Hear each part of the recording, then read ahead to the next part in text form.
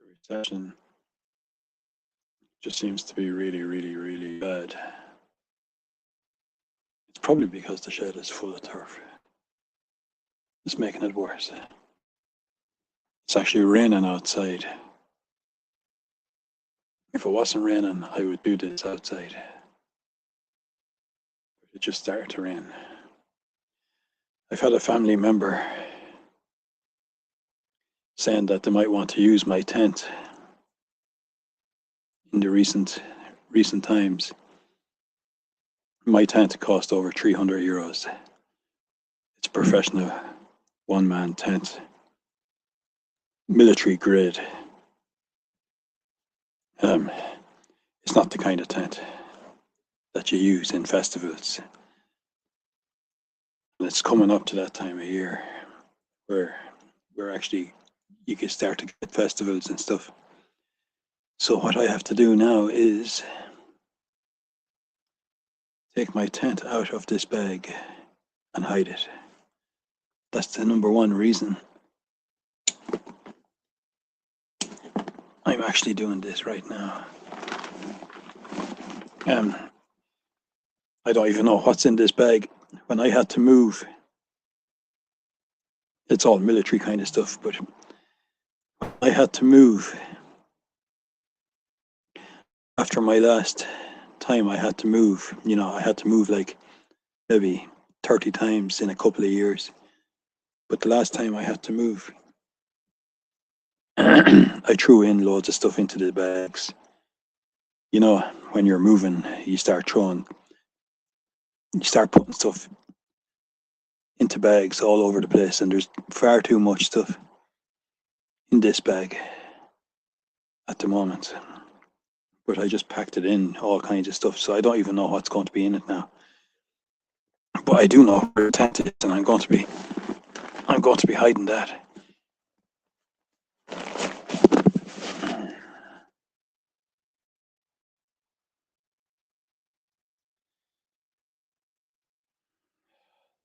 It's really annoying. Every time you move your hand in a certain direction, the phone, oh, Jesus.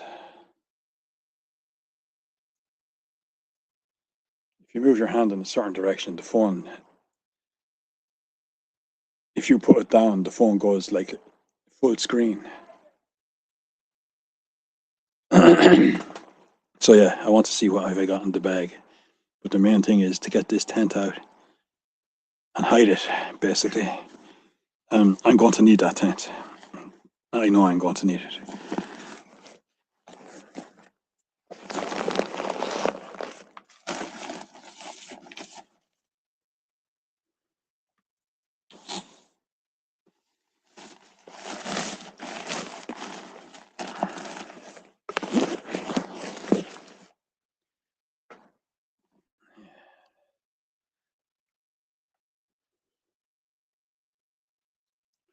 A lot of the stuff that's in this bag isn't necessary. I just packed it up in a hurry when I was moving. There's a lot of stuff that doesn't need to be in it that is in it.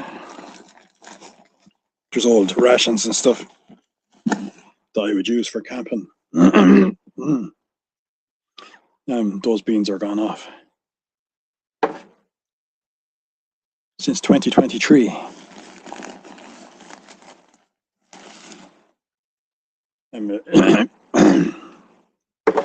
If you're out camping, those beans will probably be actually fine, but I won't be eating them. I'm not that stuck. If you're using the old-fashioned type of beans that you have to use a tin opener, these aren't that type. They opened up a tin from 100 years and tested it out. A tin like that someone had left somewhere for 100 years.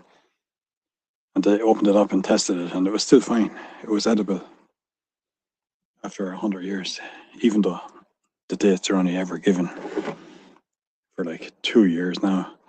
doesn't matter when you're only allowed to put the date for 2 years. Even if the stuff will last longer than that, yeah, the maximum you can have your dates is 2 years. So those beans are probably okay, but I'm not even going to check. As I say, I'm not that stuck that I'd have to eat that.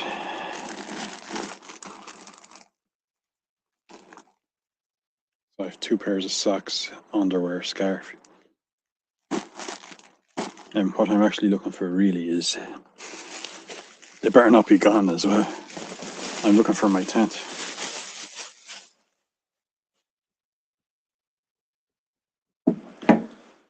Of course, this is my private stuff. Nobody should be going near it anyway.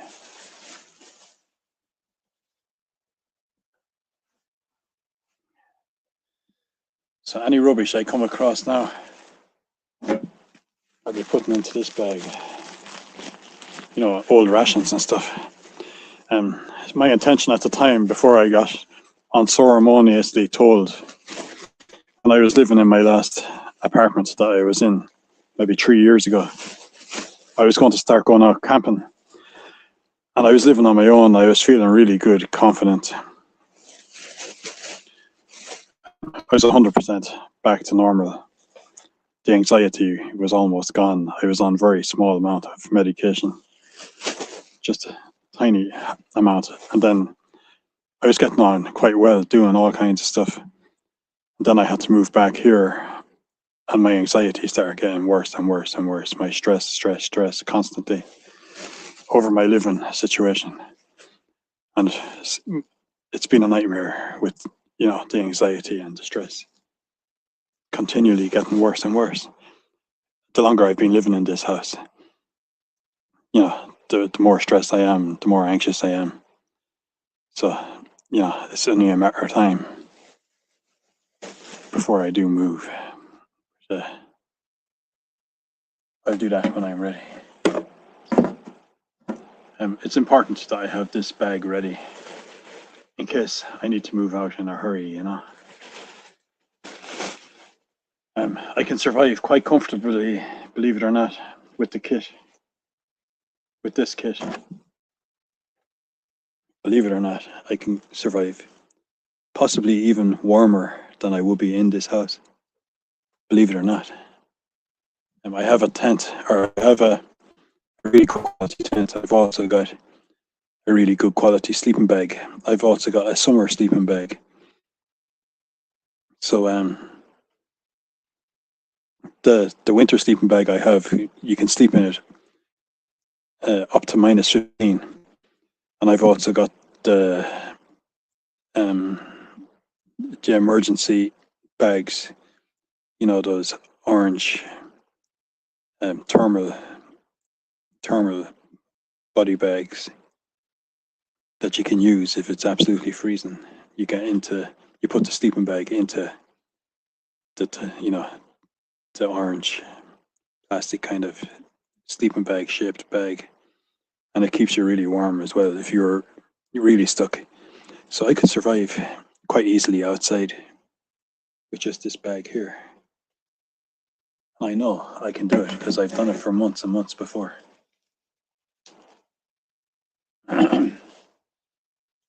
This is kit I haven't used before, so what I'm going to have to do, I'm going to have to test out my sleeping bag, or I'm going to have to test out the tent. So I'm going to test it out in, you know, when the weather is good. I'm going to sleep in the tent, possibly, you know, somewhere around this area here. I'm going to test out the sleep, you know, the tent, and make sure that it actually works really well. I'm going to test it out on a wet night as well, and the rain is really heavy. So to make sure that it's actually homelessness, no, I don't want to be getting into a tent that's going to start leaking the first day I use it. So I need to test it out, make sure that it actually It is what I think it is. And it's supposed to be a military grade tent that you would use overseas if you're on the ground. Surplus. It was one of those surplus. That's never been used, I'd say, or very rarely used. I got it from a surplus. They have loads of that kind of stuff over in Britain. That's where I got most of the kit.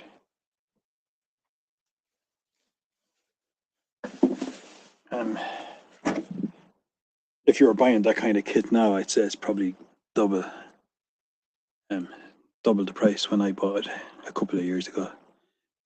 Anything like that, they're trying to make it impossible for people to be able to buy it. You know, they don't want me to be able to have this kit. So I bought all this kit. It was really expensive when I did buy it. But now it's at least double the price because they don't want people to actually have this kit, because I can easily survive quite well with the stuff I have in that little bag there. It'd be quite a lot to be carrying around. You'd have to put up your tent every day, take it down every day. You never leave it on its own. If you go off somewhere and leave the tent behind, I've seen the cops doing it in the city. The guy goes off to the shop, and when he comes back, his tent is gone, and they're literally waiting for him to go. Some of the local people will, say they don't want this guy sleeping around in their area. Then the cops wait until they get an opportunity. As soon as the guy goes to take his tent, he comes back, all his stuff is gone, his tent is gone. It's just really sick, like, but I've seen it happening many times in the city. People that are in a really bad situation already, and they keep pushing them and pushing them. I'm amazed that people don't actually snap more, to be honest. Very rarely you hear of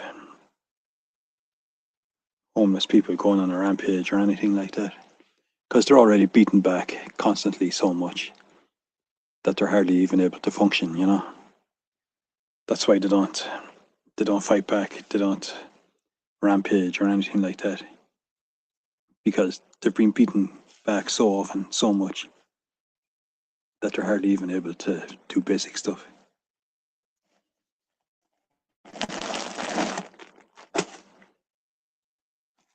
I'm just looking for the tent, really. I've got all kinds of clothes, combats, a warm fleece, t-shirts, 4 light socks. I hope my tent is in here. I'm getting worried now.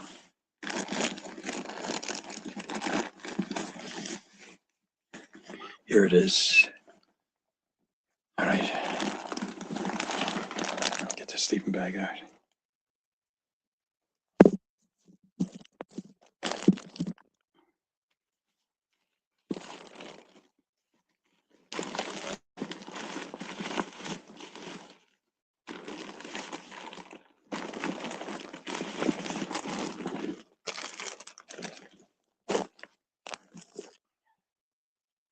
I've had military training where I spent very long periods of time in rough conditions,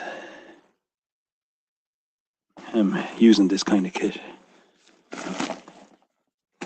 So it almost come naturally for me to do this. So that's my tent. Hope nobody was at that.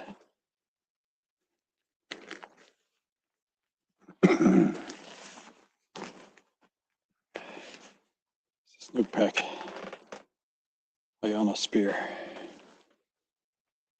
It's a proper professional tent. It doesn't take up much room, really. So that's why I took out this stuff. That tent right here cost about 300 quid. It's supposed to be, you can stay out in it for years. It's only for one man, all weather. I only went for the very best. But I will have to test it out. Make sure, I wasn't sent to like the way when they're manufacturing, sometimes they have a dud. And then the duds get sold off on Amazon and you don't know it's a dud until you actually use it.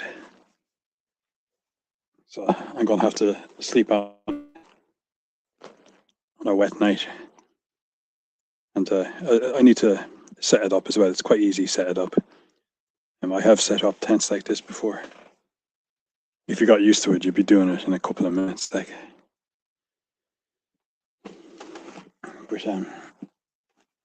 that's the main reason I took out all my stuff. That's a summer kind of sleeping bag there. It's a decent sleeping bag. It's ideal for putting into that pack. But I also have a very good sleeping bag, a big thick one, for like really freezing cold weather. It wouldn't really fit easily into my backpack there. So yeah, I need to take this out. It's too expensive. The chances are I'm actually going to need it. I was getting that confident at the time when I bought all this gear that I was going to go out camping on my own in forest and that kind of thing and do videos. I was getting to that stage of confidence. And then everything went backwards again. I was given another knockback. Every time you take a step forward, you get knocked back again. That's been my life constantly.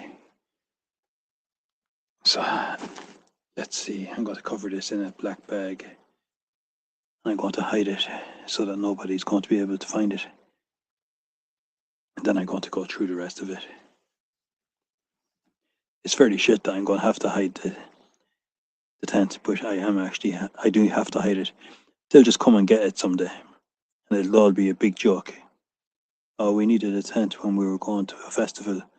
We didn't think you'd mind. So I'm taking it out and I'm going to hide it. I literally bought this stuff for a reason. I didn't buy it as a joke. It was it's very expensive. I did mention, I paid more than €300, and I think I also had to pay some kind of coming into the country charge as well. As everything else, it costs another 100 on top, and it would be at least double if you were buying one of those tents now. They don't want people to be able to afford it, basically. They don't want you to have the ability. They don't want you to have the ability to survive outside on your own. If it comes to that, they want you just in the doorstep somewhere and freeze to death. They don't actually want you to be able to buy this stuff and survive for years and years. Everybody's going to see you. Especially, in my case, I'm sober over 16 years. Haven't broken any laws pretty much in my whole life, really. I'm totally clean, totally sober. Not doing anything wrong. But yet, I could end up sleeping outside in a tent, and they'll have a great difficulty coming up with an excuse. Trying to move me off the street because I haven't done anything wrong. Usually, the guys who end up sleeping out rough, they've got an excuse. Oh, this guy is, he's drunk all the time. He's on drugs all the time. It gives them an excuse that they need to get away with bullying that particular person. But they actually won't be able to do that to me easily because I haven't actually done anything wrong. I'm not even drinking. I'm not even taking drugs. I've had my blood tested recently. I'm pretty sure that all gets checked.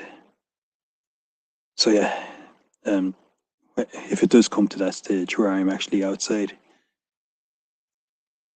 I try and do it where I'll be setting up my tent where nobody knows where I'm actually going to be setting it up, and I'll ask permission. I'll ask permission. Most people will give you the excuse when you ask permission, can you set your tent up, that we've got no insurance, including churches. Oh, we can't allow you to set up on our land, even churches, like, because I've had all these experiences before. It's not the first time I've actually ended up in this situation. You try to do it in such a way that you actually have permission to set your tent up, but no, the vast majority of people won't allow you, because we've got no insurance to cover you being on our land, and to come up with any kind of excuse like that, including the church. They're supposed to actually help people. It doesn't matter if you're home, if you're actually sober 16 years, nobody cares whatsoever. If you're homeless, you probably deserve to be homeless. You must have done something. This is the attitude people give themselves, so that they don't feel guilty about it. Anyone that's homeless deserves to be there. And that's not true, of course, anymore. If I'm out there, there really is no reason other than the system has let me down. And, I do have my own issues with anxiety, panic attacks, totally stressed out. A lot of that will actually disappear when I'm actually homeless. You get this, after a couple of weeks, you get this sense of freedom. Or maybe you fool yourself into, but you actually, all the weights and troubles that you were carrying around disappear after a couple of weeks, and all of a sudden you actually start to enjoy it. There's a bit of a camaraderie with other people, and you will have a certain amount of people who will be genuinely concerned, and then you'll have the vast majority of people who will actually try and make your situation worse, especially young teenagers. If they find out where you're setting up and stuff, they'll do all kinds of damage. People going past when they're drunk, if you're out on the street, they'll piss on you, and they'll start fights with you just because you're there. I've already had this experience. It's not the first time I've actually been out, and I never told anybody in my family because none of them ever cared anyway. I went through those experiences maybe 2 or 3 times before. And the first time I spent like 6 months in a forest in the wide open, but it was in the summer, the summer time of year. And I got a place somehow. After about 6 months, I got a place to live. But it's been a constant. You're in a place, a couple of years' time, they sell it, you have to move. You're in a place, a couple of years' time, it needs to be, they're doing it up. Everybody has to leave. It has to be changed into apartments, or it's going to be changed into a normal house, or, there's always something.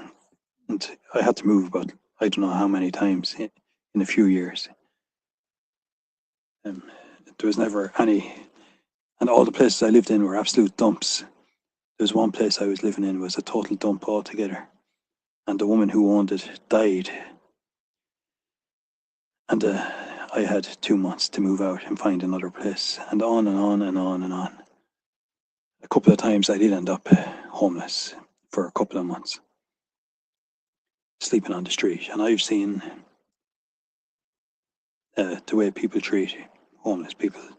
And quite often you have to stand up for yourself. And the worst people, sometimes in the city, the people who treat the homeless people the worst are other homeless people will steal off each other in a big way. I saw a lot of that going on. If you're not actually intimidating enough to stand up for yourself, or you're showing a bit of weakness at all, they'll steal everything off you. I'd always, if it comes to that, I will fight, like, if necessary, but a lot of people won't. And then other people just walk on them, take all their stuff, so on and so forth. Anything you have will be stolen. Quite often the other homeless people treat each other worse.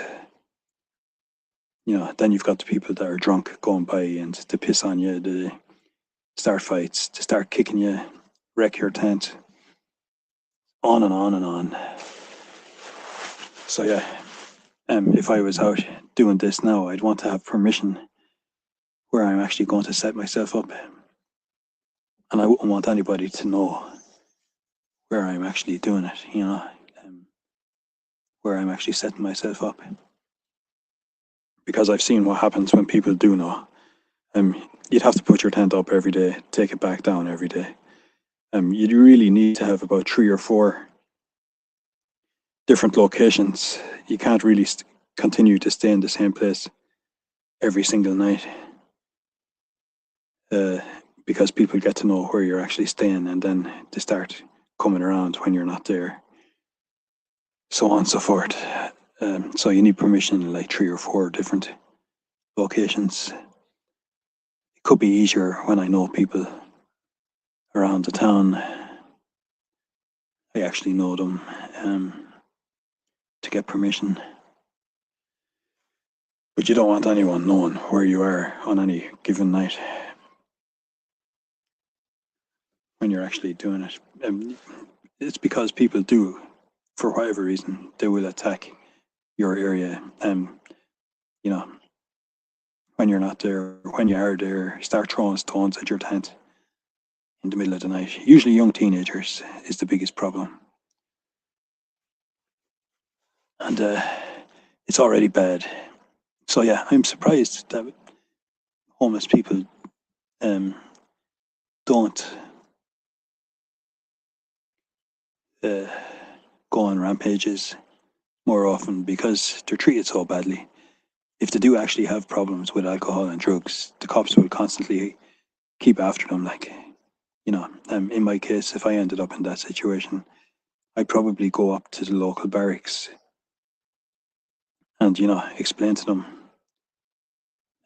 my situation. Within the first couple of weeks, I'd go up to them, especially if they started seeing me and following me around, which they would do if they start to realise that a person is homeless. I won't be going to any of the local authorities at all, because I've done everything I've done everything I can possibly do. And if you go in to their services when you're actually homeless, if you actually go into their services,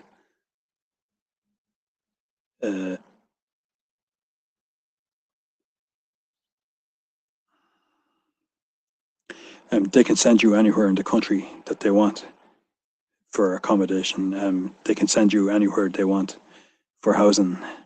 So if you actually end up in a homeless situation, you're better off keeping away from the authorities, because they'll actually start taking control of your life almost 100%. You won't have any control over anything that's happening.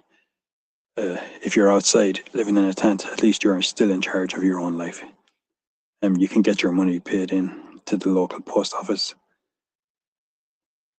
as your address. You can get deliveries directly to the local post office, online deliveries and clothes or whatever bits of kit that you might end up needing. So yeah, you keep away from the authorities when you're actually homeless. They'll only make things worse for you. You could be living in accommodation for a couple of months, and then they'll say, this particular place isn't doing accommodation anymore, so we're sending you to another place 100 miles away. And this is what they've been doing to homeless people. We've got like 30,000 homeless people, including loads of kids, and they're constantly being moved around from one place to another. Their lives are an absolute hell, like. So you're in a place for a couple of months, then you're being told you have to move from there. And all they're doing is moving people all around the country to different areas, totally wearing people down, like, you know, they're being worn down. They have to go on public transport, which is an absolute nightmare now. It's become a nightmare in the last 5 years. You don't want to be on public transport anymore. It's that bad, like, and you have to travel from one homeless location to another, and then eventually they will give you housing, but it's wherever they choose to give it to you, and you more or less have to take it because, you know, beggars can't be choosers. This is what they're doing to people. Irish people. It's the way Irish people are being treated. That's if you can even get. I wouldn't even want a room in a homeless accommodation in a hotel. I wouldn't even want it because to take charge of your life as soon as you're there, and they'll keep sending you around the country from one place to another. Eventually, they will get you accommodation wherever they choose to put you, and it definitely won't be where you actually want it. You'll never get the accommodation, you know, in your own town. They'll send you somewhere that you don't know anybody, so you've got no roots. You're going to be a total outsider. You'll be on your own for the rest of your life. You know, a blow-in, an outsider. So yeah, when it does come to that stage, you keep away from the authorities in Ireland because it actually makes things a lot worse. I still have my own freedom, and you can live for years and years quite comfortably if you keep getting the right kind of kit, especially if you have a proper tent, you know, basic stuff. You're not just outside, including in the winter. It's quite comfortable, believe it or not. If you do things properly, you don't even need a fire. And then, of course, you know, you need to tidy up after yourself. You never leave any excuse. You don't leave any excuse for anybody.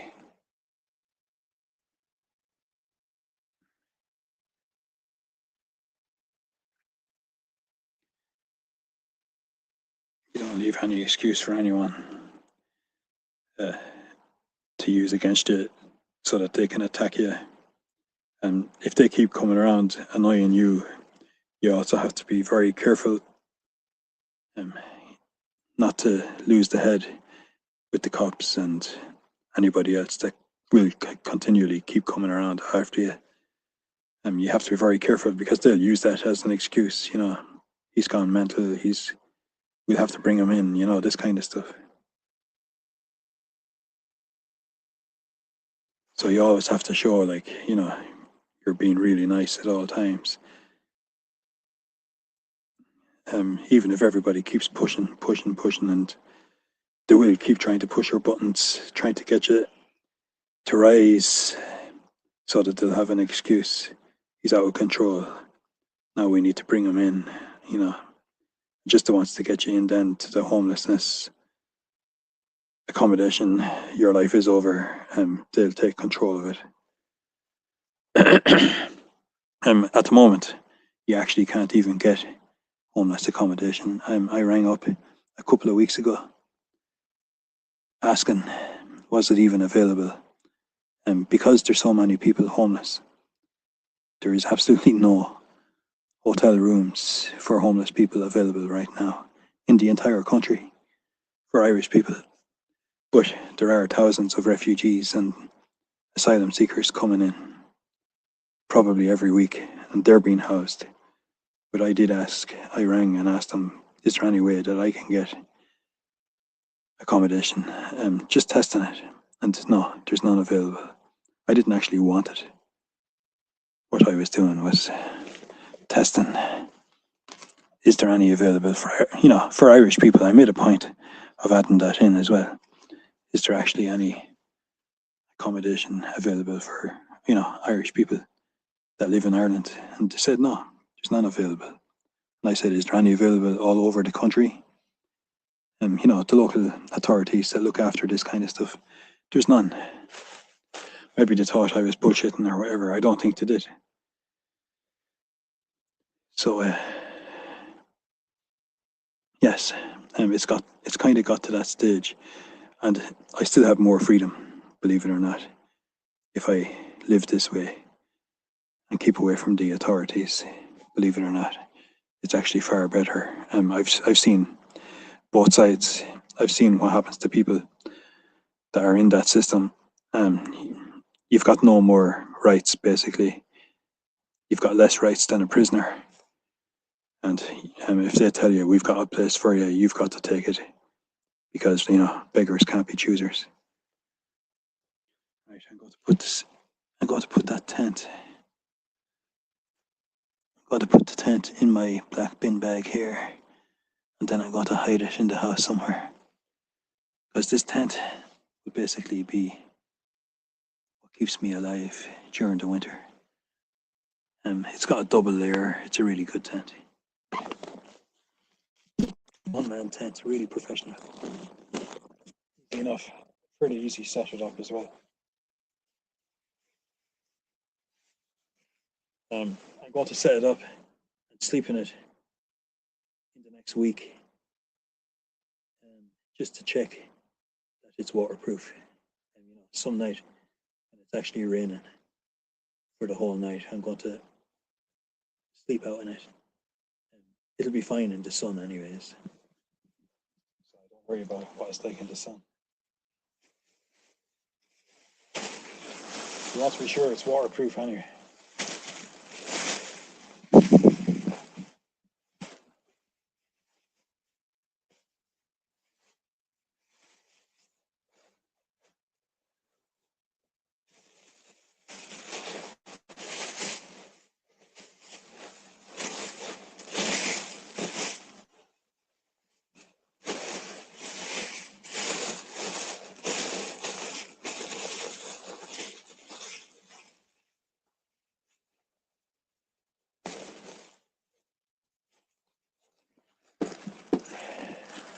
Like if my father died within the next week, within the next couple of weeks,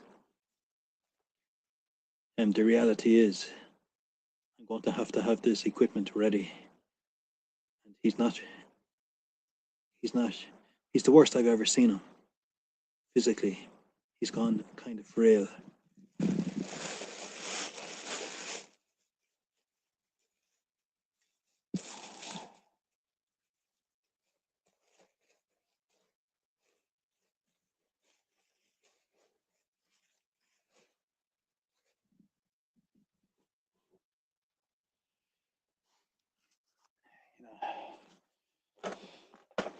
He hasn't been able to work when we were working on the bog.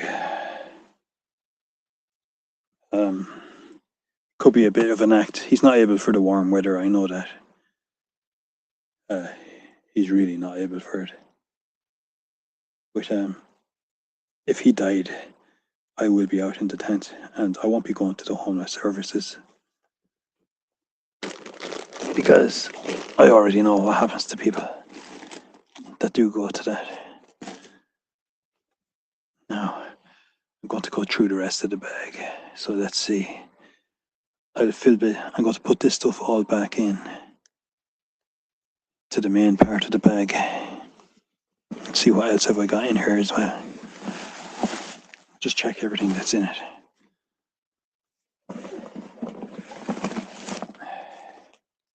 What's that? It's a poncho. So yeah, I've got all the gear and I can survive easily for years with this stuff. I've got all the warm clothes that I normally wear, the real warm clothes.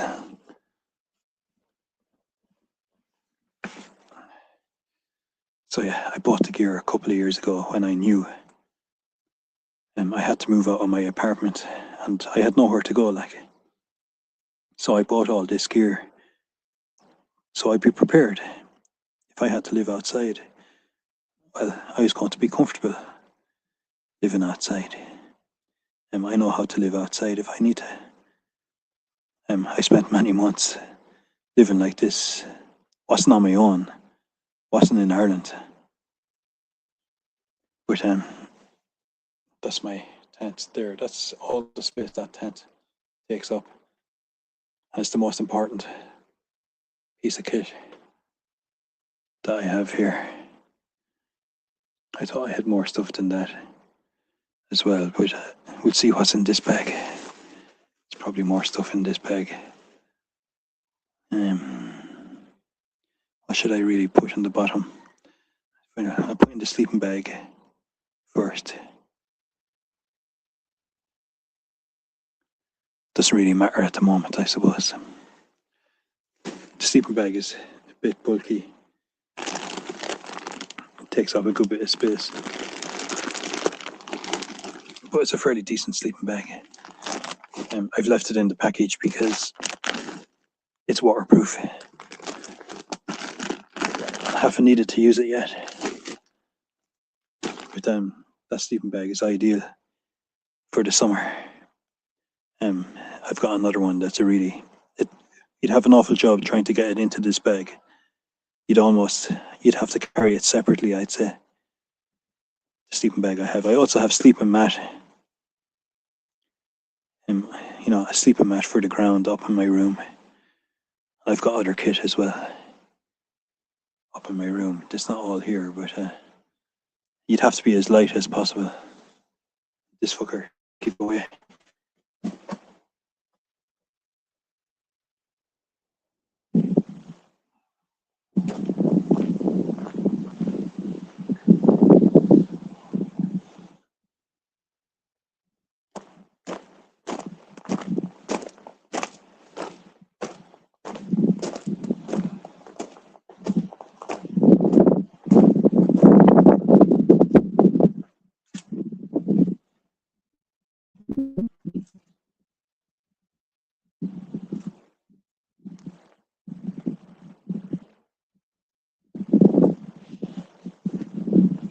The All-Ireland final football is on right now, and I have zero interest whatsoever in watching that.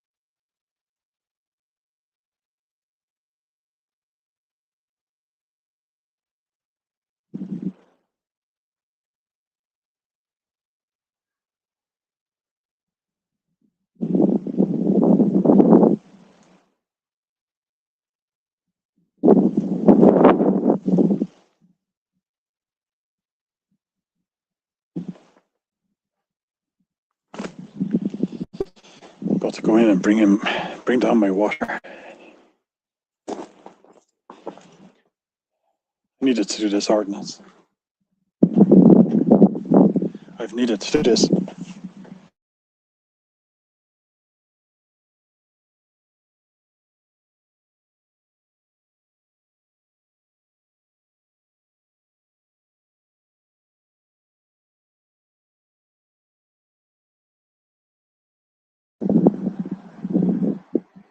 I don't know how long the mic is off. I turned it off. But dropping the phone.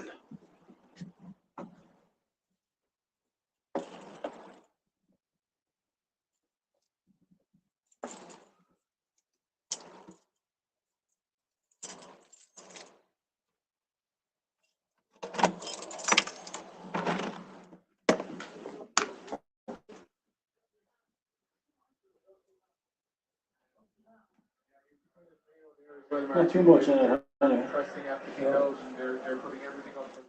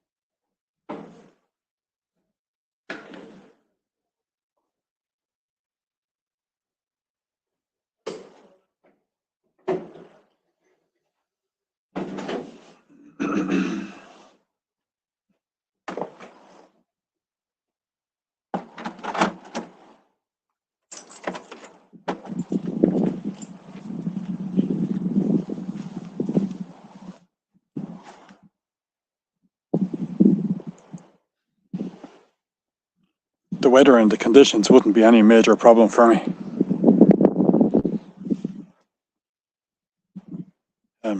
If I was living outside, the main problem is having a stable place to set up your tents, to set your tent up, and other people. Major problem is other people. That's the number one problem you get when you're homeless, is other people.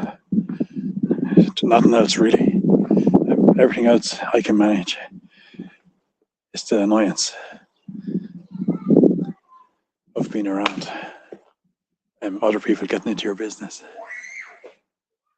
and making things worse. That's the number one issue, the main problem, is other people, basically, when you're homeless. In my case, I've no real issue with the weather. I'm living in the cold here anyway, for the last 3 years, whatever. I'm here. I'm basically working as a slave labor. Stressed out, totally over, having absolutely no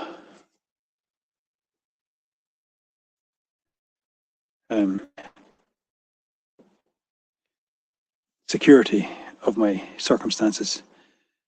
It would almost be easier, if I just moved out and started to live homeless, than, because I'm carrying the stress and all of that stuff that I wouldn't be carrying if I just moved out and got on with it. The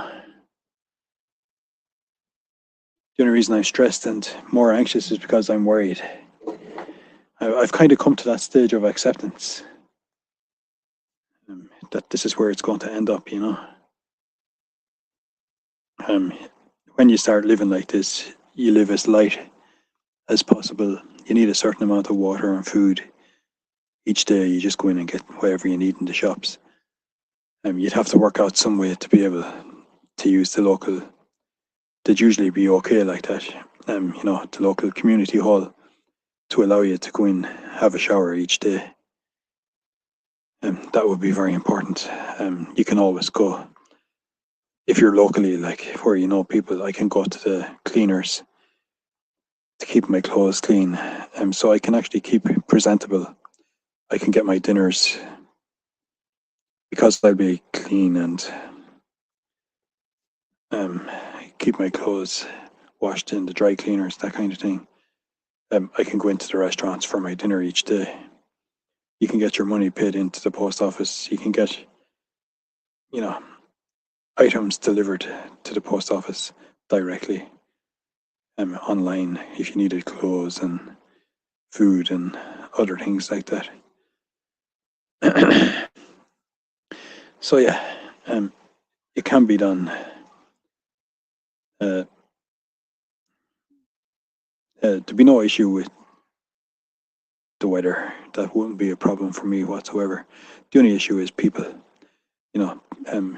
People actually finding out that you're homeless and starting to kind of hyenas, a pack of hyenas coming around you because they know that you're in a vulnerable situation, especially young teenagers.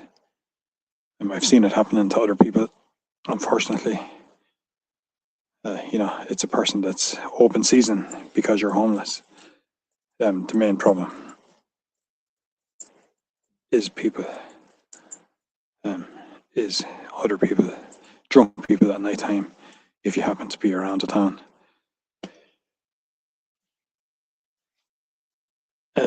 It's like people have a right to attack you because you're there and you're homeless. You don't have any rights. Everybody has an open season to attack a vulnerable person, basically. It does go on. It's quite common. As I say, I'm very surprised that you don't see these cases of, homeless people attacking back very often, if ever, because they're already bet back so much on a daily basis that they're hardly able to function, in most cases. And of course, a lot of them will end up being pissed as much as, drunk all day long, on drugs all day long, because that's the only way they can get through the day. Whereas I'll be different in this case. I'm actually 100% sober and clean for over 16 years. So it will be an unusual case. They won't have any particular excuse. Or, people won't be able to turn around and say, sure, he deserves whatever he got. In my situation, that's not true, so yeah, it'll be interesting to see how it works out when the shit does hit the fan. It'll be a very unusual situation. I've never heard of a person who's totally sober and clean having to do this, but it might actually come to that. I might be one of the first. I won't be the last.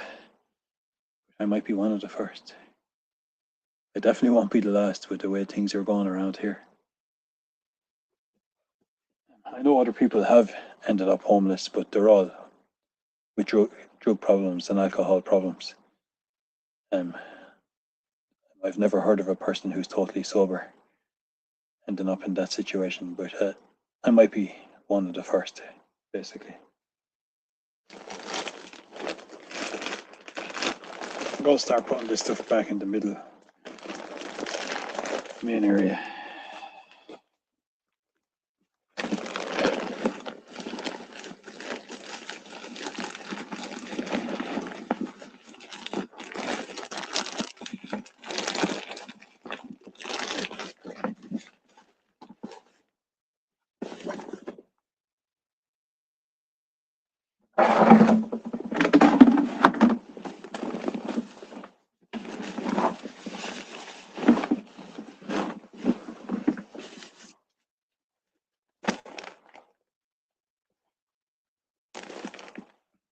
Which way does it go in?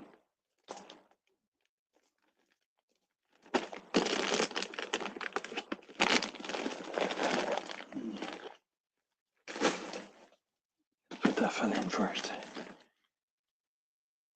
Poncho. Alright. Put that there.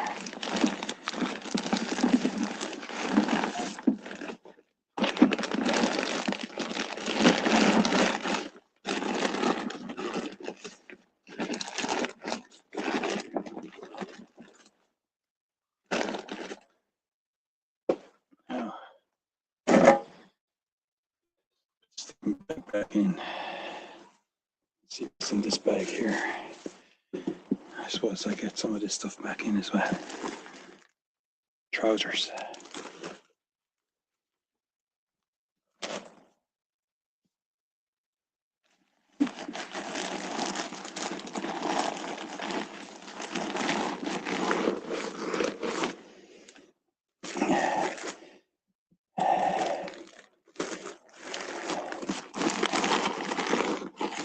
I'm not going to be too particular.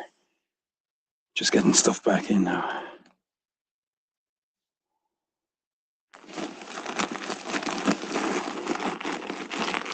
Because I'm going to have to go through this again anyway. I'm just seeing what's in it.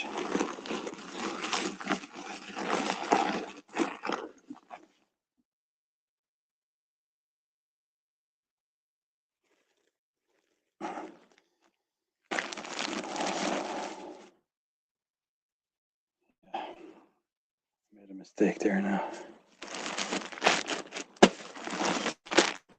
Take that stuff back all out.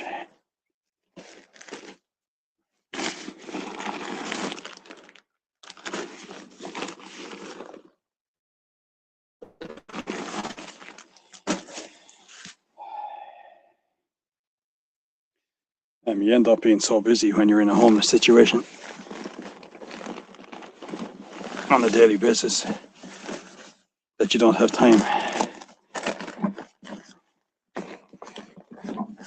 for worrying about other stuff. You just have your daily routine, survival routine at that point. For real. As I say, I've been living in the cold anyway for the last 3 years.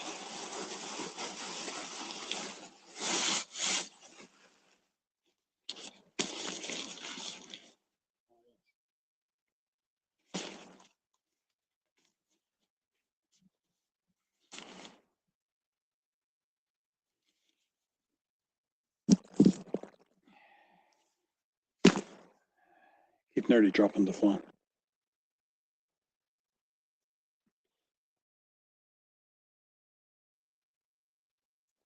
Got myself a fairly good hammock. You can put that over your tent for an extra layer of protection.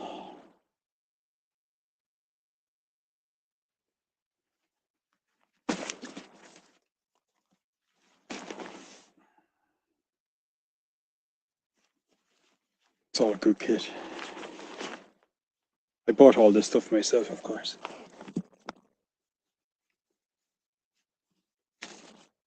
Any of the military kit I had, I gave it all back. The military stuff.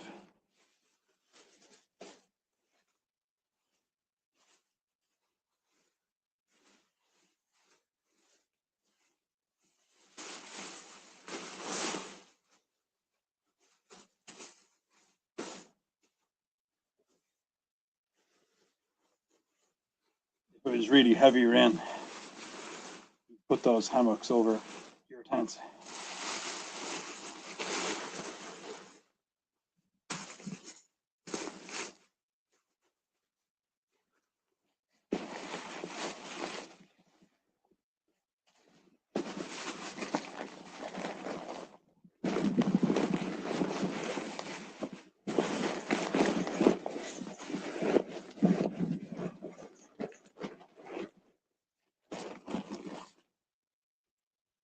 Now,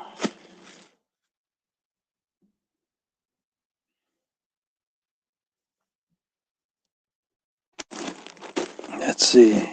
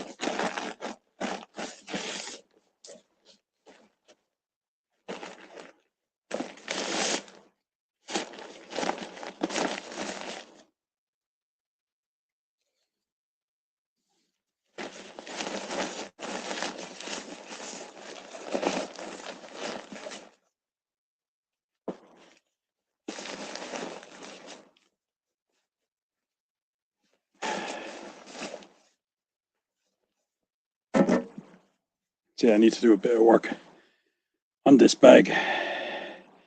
See all of the. I need to get myself some black tape. I've got loads of these. They need to be wrapped up in black tape. You see, I only had this stuff bought, and in a rush, when I thought I was going to end up homeless. I wasn't.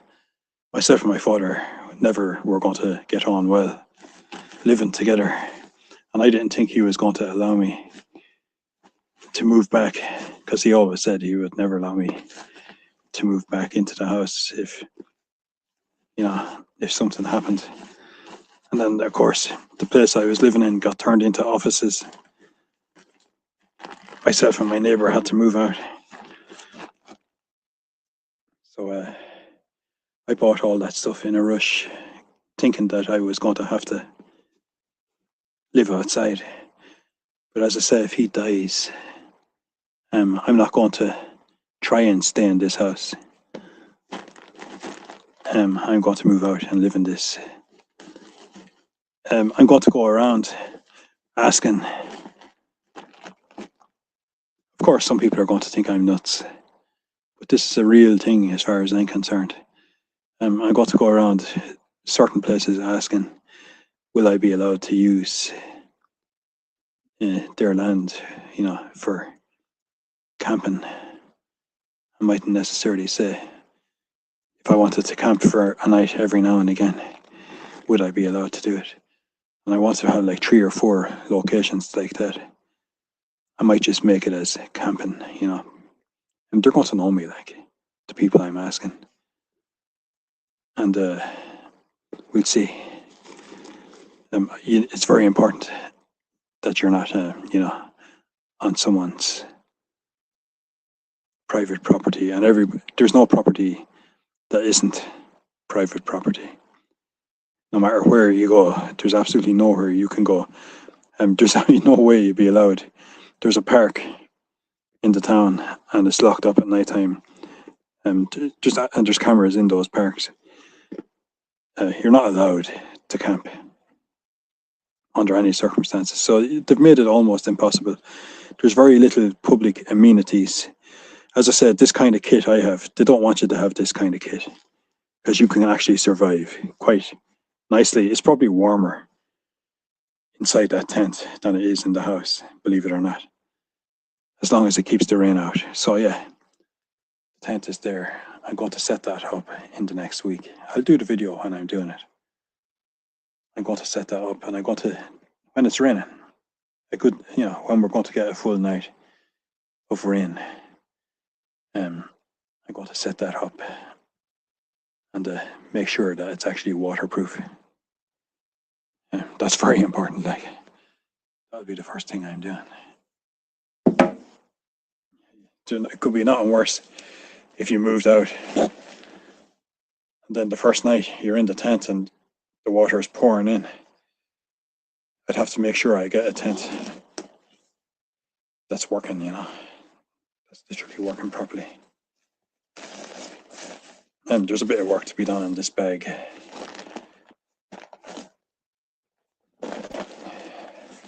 Just to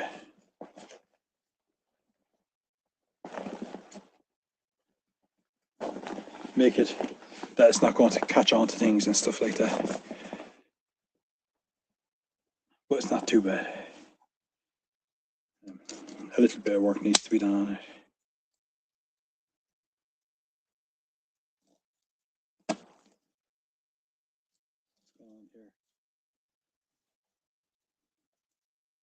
Why can't I tighten this?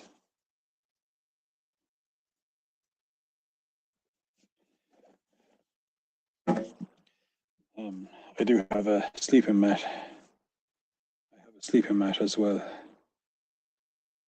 So I can put the sleeping mat, on top of this and pull that down over it. I need to do a bit of work on the bag.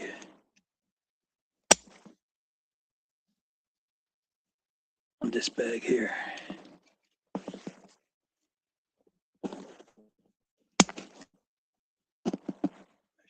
tighten that. I don't know why I'm not able. So yeah, I'm just going through my bag here. One of my family members was saying that they'd like to use my tent a couple of weeks ago. And this is the time of year where people have festivals and stuff. And my tent will be destroyed. If it's in that bag there, my tent is in that bag. So they know I have this bag here and my tent is in it. So now I have to hide my tent. I'm just going through to see what kind of stuff I have. You know, the way when I had to move the last time, I just threw everything into the bag. I had all this kit. I was buying the kit for a couple of weeks before I moved out, in case I was going to need it. I wasn't going to be homeless and just sleeping on the street. I was going to make it as comfortable as I possibly could.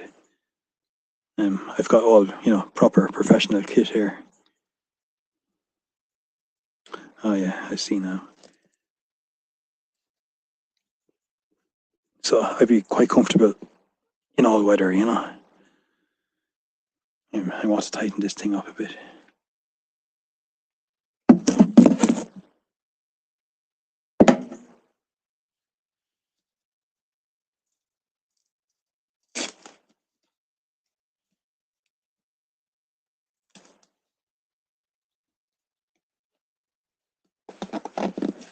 That's it now.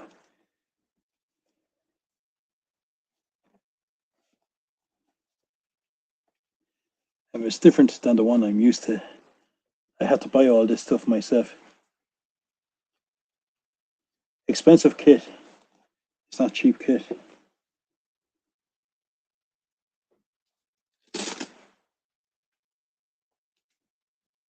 As I said, it'd be a lot more expensive now.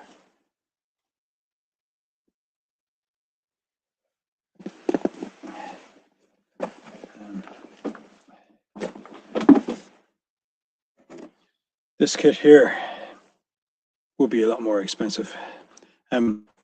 It's ridiculous as well to buy a van and to sleep in your van. They can take the van off you if you're not doing.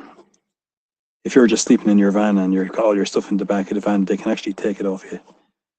And they're making it almost impossible for people. You need to have all the legal requirements, you know, the EU rules and all of this kind of stuff. I do have to do a bit of work on the bag. But yeah, that's new. I actually bought this. It's surplus. I think it's British Army surplus. The bag I got. It's good enough. Like it's waterproof. Of course, the water will get through them if it rains enough. You cover it up in a black bin bag as well. You do everything you can to try and keep the gear as dry as possible. I'm going to go through these other pockets and stuff and see what have I got. What else have I got in this?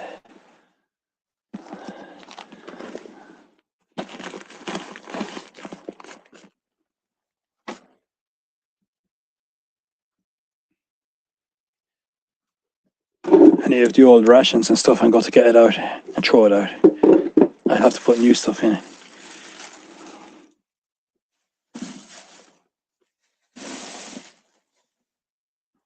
Tins of beans are always handy when you're camping and stuff.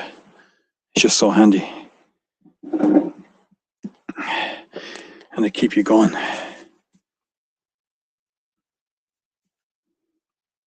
Okay, I'm going to check the top area. Do the very top first, I suppose. See what have I got here.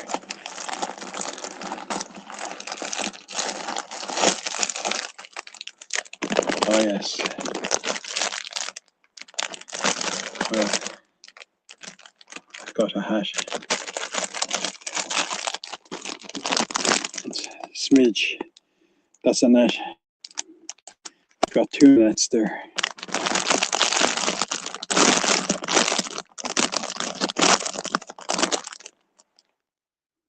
other stuff in there as well now. Yeah, so they keep the midgets off you. Very important. I've got 2 of them in there. I'm just going to go and look inside this and see what's in it. There's a hat as well. Keep the sun off your head when it's nice. There's something else in it. I'm going to check. Hat's a bit small for me, but it would do the job.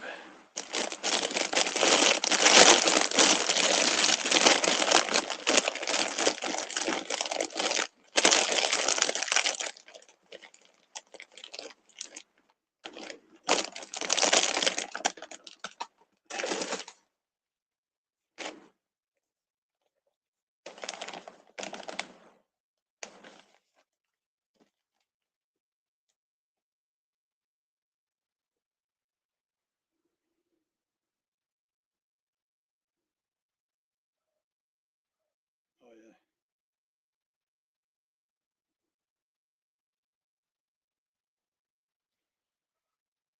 Yes, I thought of everything when I was doing it.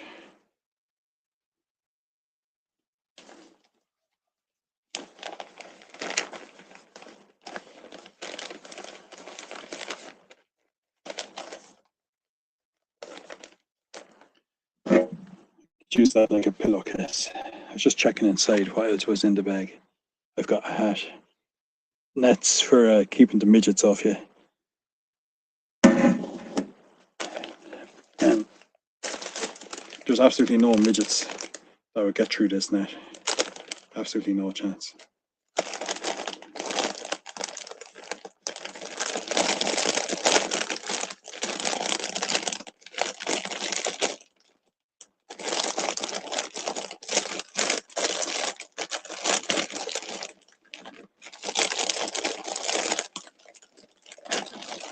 That's very important to keep the midgets off in Ireland.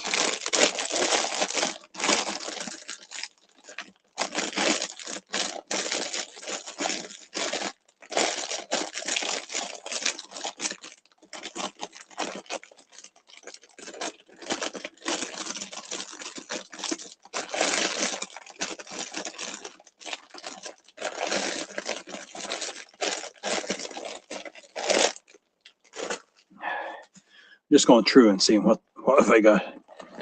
What else have I got here?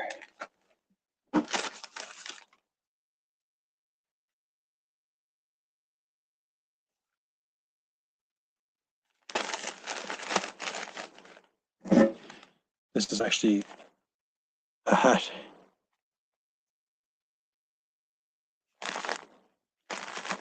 I've got loads of hats, but that's a hat and it's all wrapped up. You know, the woolly hats. Just a handy. It won't get wet until you take it out.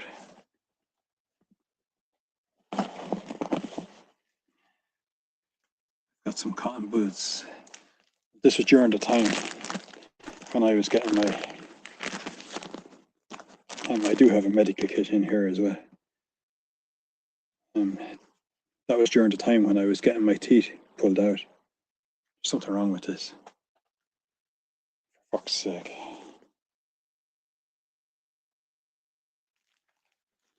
This was during the time when I was getting my teeth pulled out. I must have left them in there. Do you know when your tooth is pulled out that you put that thing in your mouth?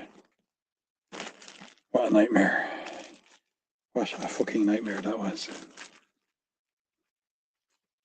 And I had all this trouble at the same time. I was constantly being pushed. They're trying to push me into a hole. People have been trying to force me into suicide for many years now. And I know that's a face towel. I know that people have been purposely trying to push me into suicide for years. I know it. So it's not going to happen because I know that's what they want for a start.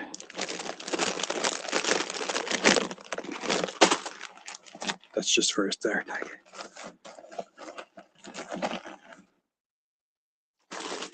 When you know that people actually want you to do that, then you're not going to actually do it.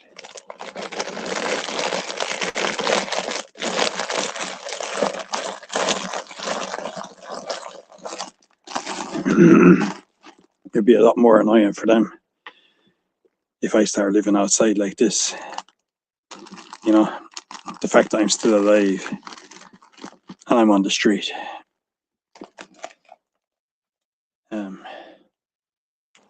Will hurt them a lot more than if I actually killed myself. People will start asking them, you know, I'll be talking to people because I'm going to be outside a lot. They'll all be wondering, why are you out homeless?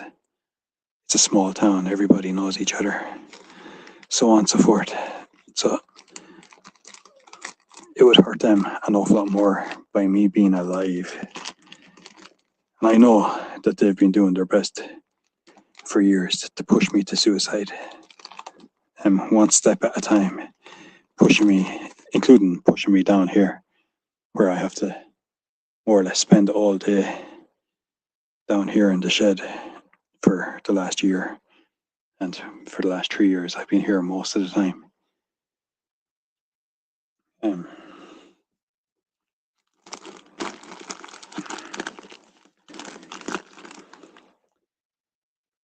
You just can sense it, you know it, that they were trying their best. My father was in the hospital to start pushing even harder.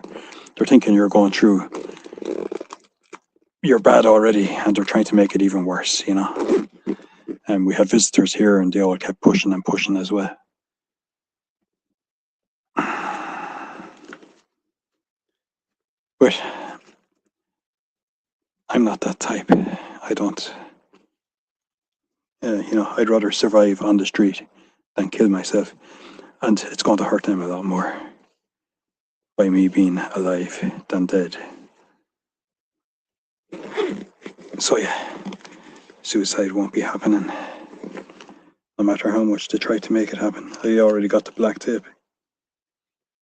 You know, one step at a time, they've all been pushing all kinds of rumors behind my back, but people don't believe it because, you know, it's a small town. People see me every day of the week. I'm talking to people regularly, but it doesn't stop people that are supposedly connected with you in some way in your family spreading rumors. You know, autism, being a person being a nutcase. You know, for years and years it was alcoholism, drugs, and I did all the right stuff. And I keep getting fitter and fitter as well. I look really well. So, you know, people are going around saying stuff that you supposedly are supposed to be like supportive and helping, that are in your own fucking family, like, but they go around talking shit about you behind your back and trying to make things worse, spreading shit, you know. So it's all trying to destroy you so much that you will actually kill yourself. You know, you're in a small town and all kinds of stories being said and all kinds of things. All I do, and anyone who watches my videos, I'm on my own all the time, doing my own thing, minding my own business. Very few people would actually be able to survive the way I've been surviving for the last couple of years. And then you've got people, you know, trying to make your situation even worse by talking about you. And I do hear a lot of it back, of course, and people don't believe it because, you know, I do talk to other people. So what's actually happened is the people who are spreading the rumors, nobody is believing it, and it's backfired on them. You know, that people are starting to ask them, why were you saying all of that kind of stuff when it's totally not true? You know, we all live in this small town, people know. And it's actually backfired. It took a couple of years. And all I did was kept my mouth shut. And, you know, never said a thing about any of them whatsoever, because why would I do that? I'm not that type of person. But I knew if I just continued doing the right stuff that I've been doing for years and minding my own business, that just my presence would speak for itself. My own behavior. The local cops, they 100% know how well I've been doing. They've even told me that themselves. So yeah, we do. There is a certain badness. There's one, maybe 3 people, maybe more, that were purposely, gossiping, spreading around untrue stories. They don't have the alcoholism to use, the drug addictions to use anymore. So they started talking about other stuff that wasn't true, that wasn't real. And people have copped onto it, and now it's kind of backfired onto them. The truth is out. People actually are questioning them back to their faces. I've heard all of this, and it's happened multiple times over the last couple of years, where people are saying, "Why are you always attacking him? He's done all the right stuff." People are actually starting to push back for me, and it's all happening without me knowing about it. Within circles of people that actually know me, as well. People that don't even know me have even started standing up. People that they work with,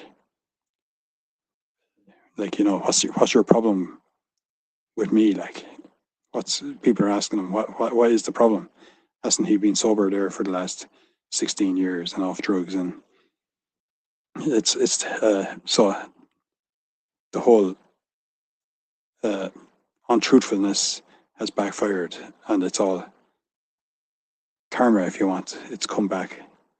It's actually come back on themselves, because it was never true, and all I did was keep doing the right things. I never actually started to say anything about them behind their backs.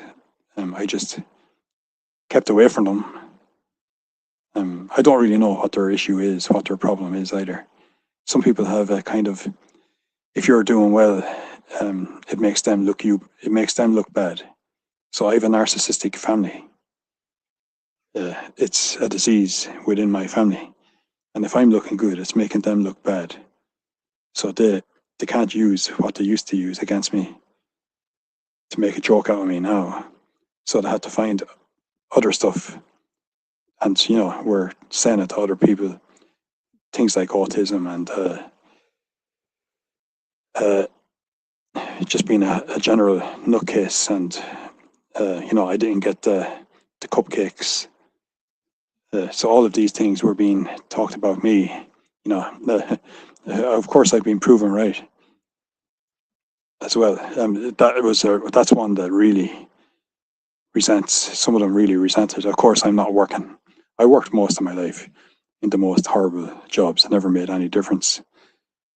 But when you're not working now, people try to use that against you as well. So yeah, I just don't be around any of those people ever. And I just continue living my own life and allow, my daily behavior to speak for itself. And I'm always quite friendly with people, say hello, everything. So I'm not autistic either. I might have slight. I've already had all those tests. I've every time I've gone into psychiatrists and stuff, every single time I'm normal. Every time I've gone through multiple times with the military, with rehab, going to counselling. I was going to all kinds of stuff. Multiple times I've had, what kind of personality type, going to college. Everything, every single time I come back as normal. So I know 100% myself. Yes, I might have a certain panic disorders, but people don't actually. That's why people in the past always kept their alcoholism and drug addictions private, and any kind of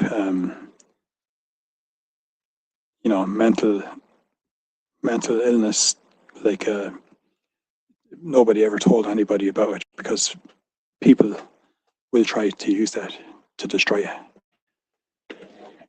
In Ireland, anyways, they will literally try to use it as ammunition against you. Like, oh, sure, he's got this wrong with him. He's got anxiety. He has panic attacks. He's a nutcase. So yeah, that's why people going back in the past always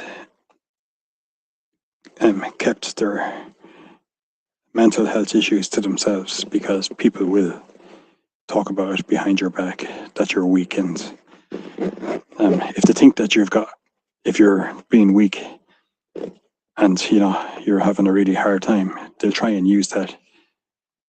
And all they're worried about is the inheritance. And at this point, I don't really want anything to do with it. That money is going to bring no luck to anyone. Anyone who gets anything out of this house is not going to get any luck because of it.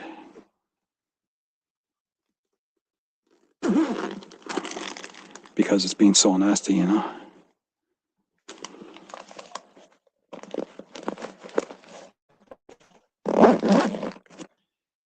the whole situation's been so nasty. It's debt. The money will be debt money, and nobody ever gets any luck from debt money. And I actually might refuse to take any of it. And let them. It'll bring them nothing but bad luck.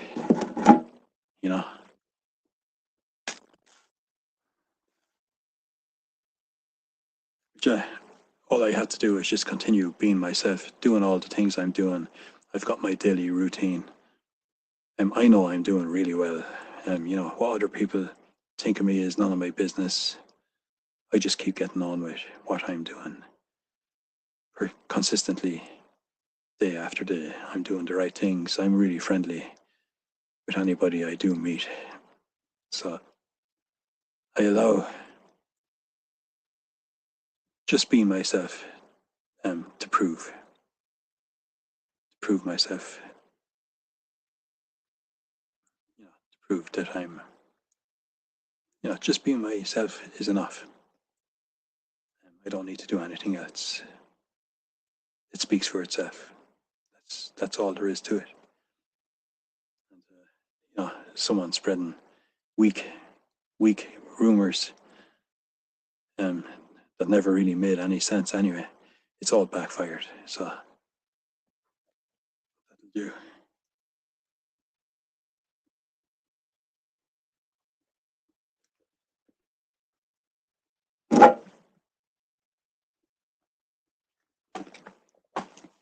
And I actually don't really care. I've got such a thick skin now. And people talk about absolutely everybody behind their backs anyway. That's the norm. Everybody talks about everybody else behind their back. I get it all the time, other people. So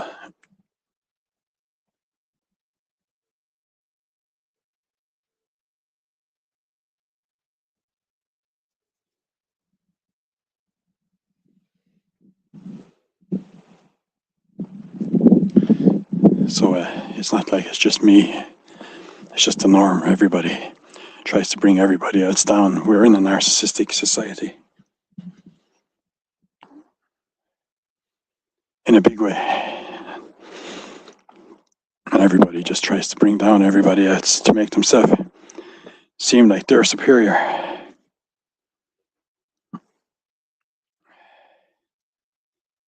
Let's see what's in this next bit of the bag.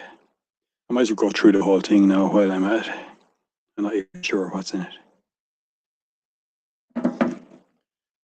Nothing too exciting anyway. It's just kit, like it's all kit.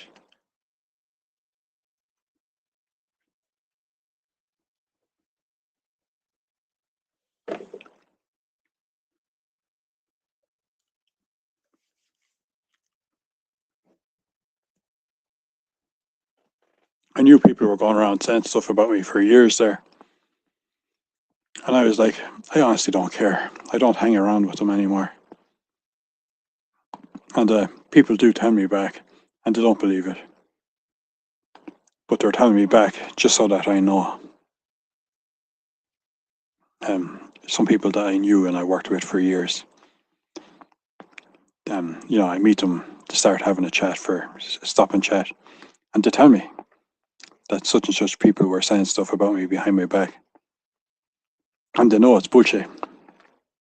And they've kind of been standing up for me. And it goes on all the time, apparently. And I'm like, I don't even know about it. And I don't care, because I don't hang around with them. But I know it goes on. And it doesn't hurt me, because I don't hang around with those people anymore. Like, and the fact that it's backfired over such a long period of time, I actually look really fit and healthy, of course. So, certain things don't make sense. If a person's supposed to be going through such a really bad time, how are they looking so fit and healthy and totally tanned from top to bottom? Looking really, really well, really fit for my age. And, coming up closer to 50 now, and I look really good for that age. Really strong, really fit, doing my routines that I always do. So yeah, I allow just being myself to speak for itself. Just being myself on a daily basis. And as I say, I don't even be around with those groups of people. But people are telling me, and the thing is, they're actually on my side. It took a couple of years maybe, but to start to realise over a long period of time that something's not adding up here, and people actually are telling me back. Over the years, I've always been hearing reports back, and it's more or less the same 3 to 5 people. That normally you would expect that would be on your side. Instead, they're always trying to bring you down. But I'm not surprised by that either. They're all narcissistic. But the main thing is, people aren't actually buying it. Just finishing off going through the bag here. Just seeing what have I got in it. The main thing was to take out the tent. I don't want anybody getting their hands on that tent. That would be my main most important piece of kit. One of my family members wanted to use it for going to, the summer festivals and that kind of thing. It's only made for one person. Cost me about €300. It's a professional tent, like, and I'm going to hide it, basically. And now I'm going through the rest of the bag, just to see what else is in it. Any old rations and stuff, I'm going to throw them out. And systematically, I've only got a little bit to go through now. At this point, I just want to see what else is in here, But when I moved, I stuffed stuff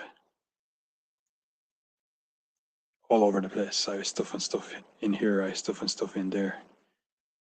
And I don't think I've looked in this bag since. I even had stuff from the dentist inside this bag.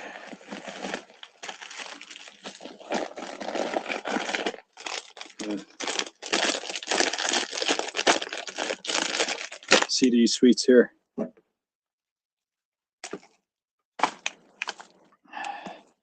See those sweets? They're really good.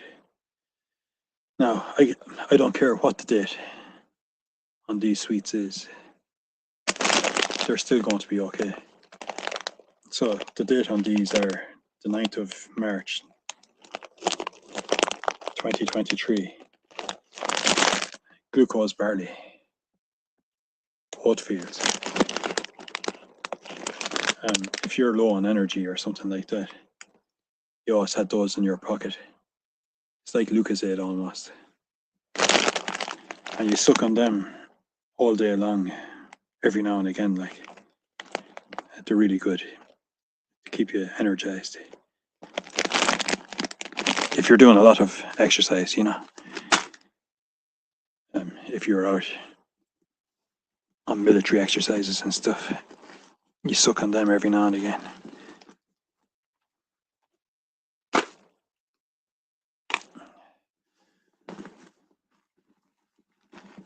I'm just going through the whole thing just to see. I've got batteries.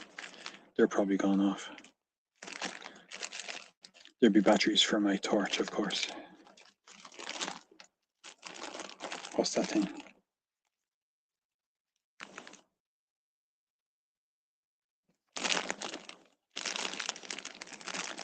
I'm not even sure. Oh, that's a light. That's a torch. I've got a small torch there.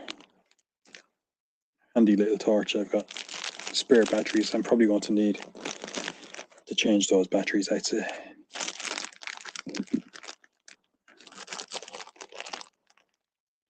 See what year is on these now, if I can.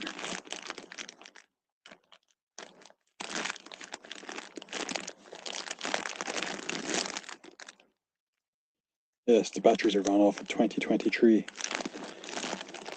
So I'll have to get new batteries.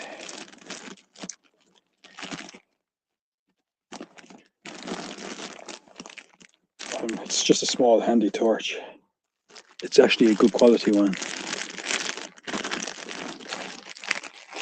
Of course, you always need torches when you're camping. Yeah. That's all that's in there, really.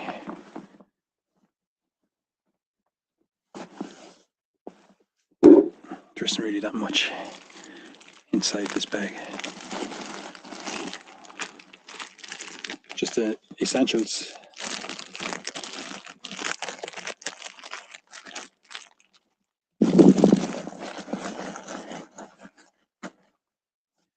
Paracetamol.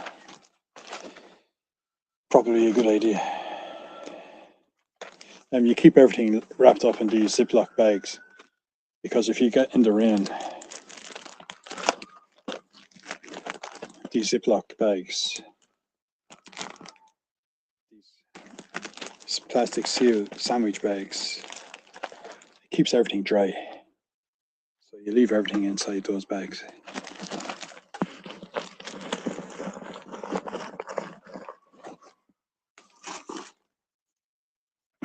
I got some black tape.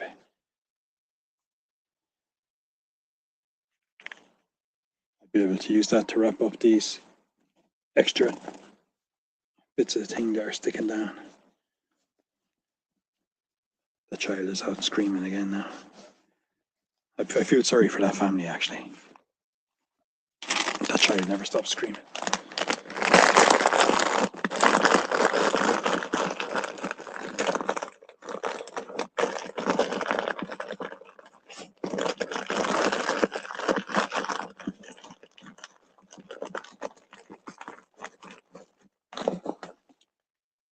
Oh, what's in this?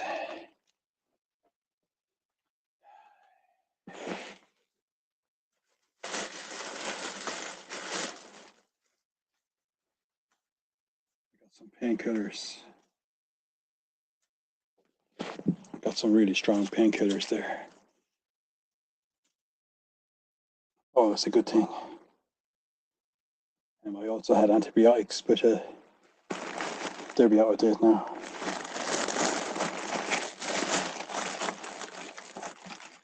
Here's my compass. I got a professional compass.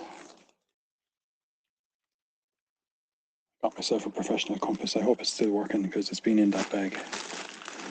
Yeah, I left it pointing up this way anyway.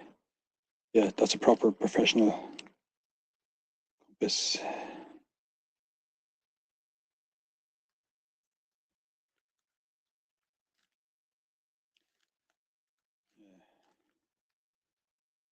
It's not leaking or anything. I never even took it out of the bag.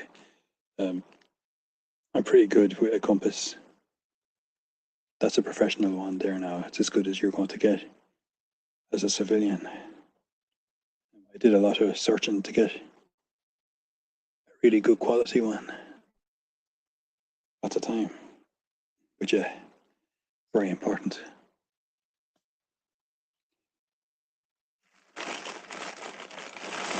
This one hasn't even been out of its box yet.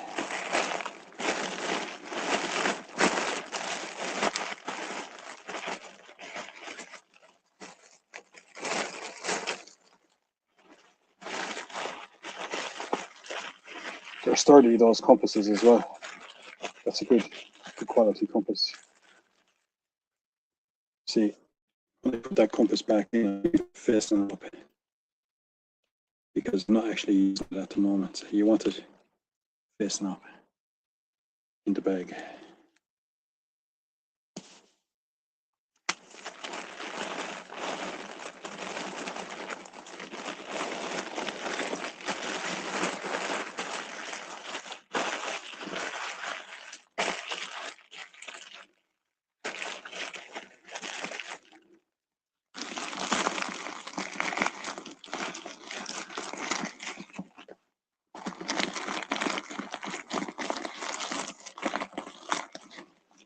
Yep, that'll do. So that's that part of the bag. All the top areas looked in. Now just look in the two side packs. I want to get out any of the old rations. Throw it out. Dead weight.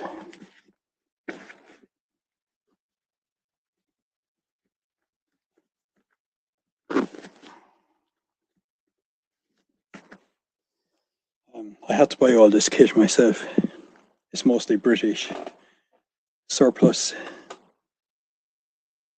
I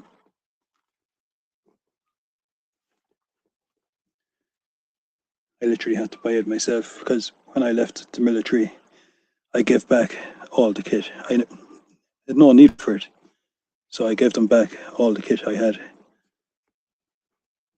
I had nowhere to live anyway, so I had nowhere to put it.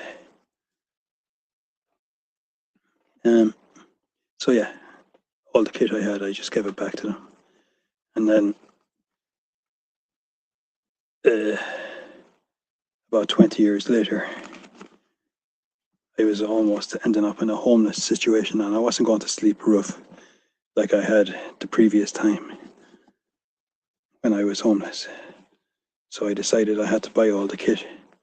And I knew the right kind of kit to buy, you know. That will last for years. You can literally survive in a war with that kind of kit for years and years.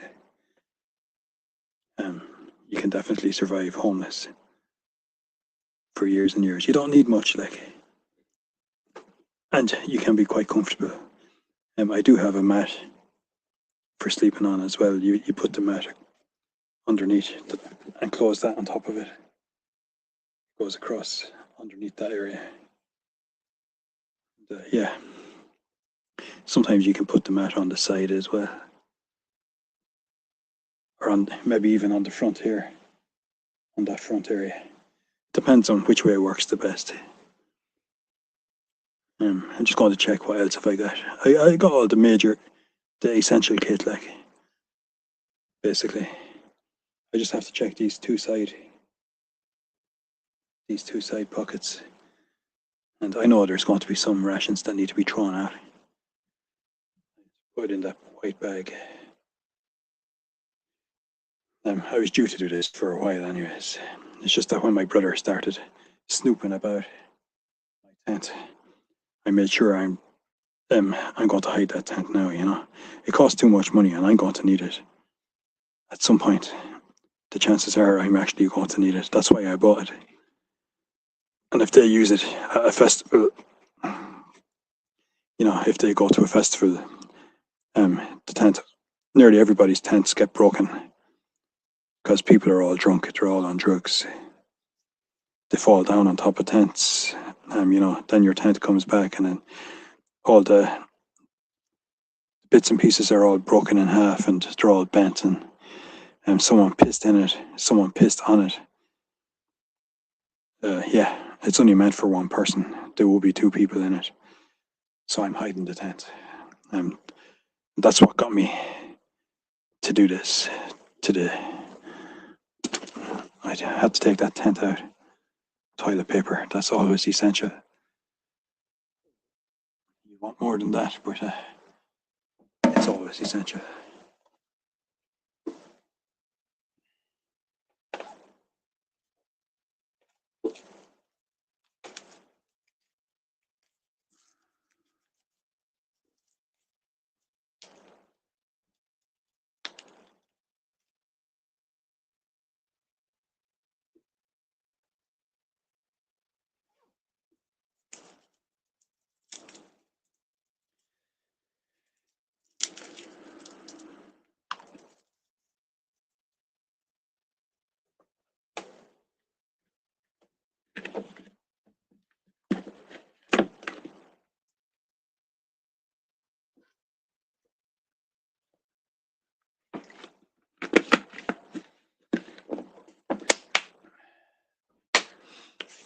And if the worst comes from the worst,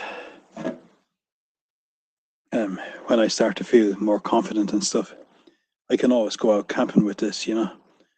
I've got more kit than this, but it's only the essential stuff that I have in this bag.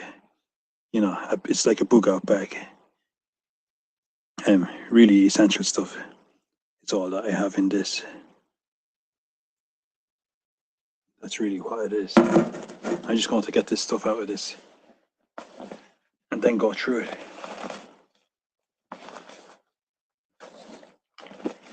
It's literally been 3 years. All the stuff's gone off in 2023. Oh, there's more food in here.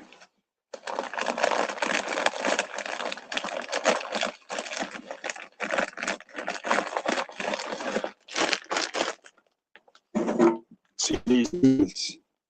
Now, they used to be, when I bought these, they were cheap. And they're about 5-6 times the price now. Because people were buying this stuff because it lasts for years. You could probably still eat this, but it's well gone off. That stuff lasts for years and years, and it was really cheap. But it's gone. They've made the price like 5-6 times more expensive because people were using it. Yeah, it's gone off since 2022. Well, 2023, you could say. But I won't be eating that, like. But that stuff would still be fine. If you were really stuck, you could eat that, like. I'm obviously not going to eat it. I don't need to. I had that in as rations when I packed the bag up.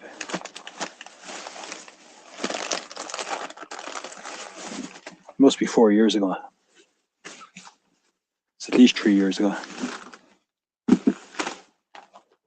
So yeah, I really did need to. Here we've got a tin of tuna, or a tin of salmon. They've made these at least double the price.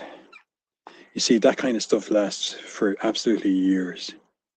That's still relatively okay. July the 31st, 2025. But I won't be eating it. I guarantee you that's still fine. I guarantee that's still okay. It's only gone off by a year. But when it's sealed inside these tins, you need a tin opener, obviously. I bet I do have a tin opener. I've got a Swiss Army knife, you know. And there's a tin opener on that anyway. So yeah, I bet I do have one in here. But I do have a Swiss Army knife that can open this. I guarantee you that's still edible. Even though it's gone off by a year. I need to put in new rations, obviously, like. You know, I put that stuff in at the time. You can still kind of, yeah. Okay, I'm going to get into that now in a second. What was I going to do? I was going to do something now and I forgot. Another thing that you need is a watch. A solar powered watch is another thing that's very important.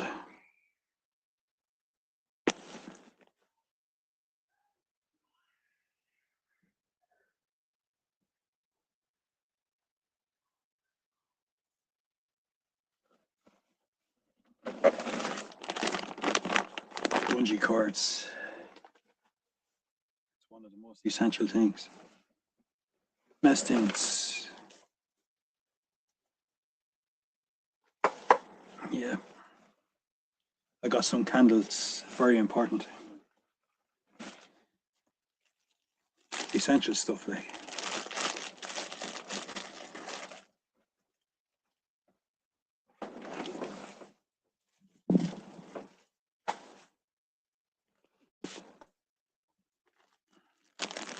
Got candles here. Absolutely essential.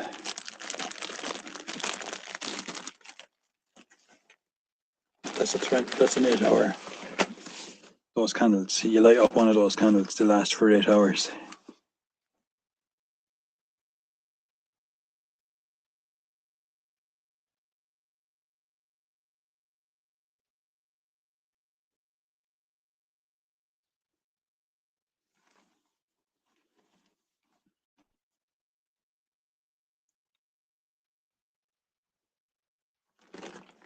Bungee cords. They're really good. These are really good bungee cords. I've got loads of them there. Messed in. I've also got the rope. That rope that's very necessary.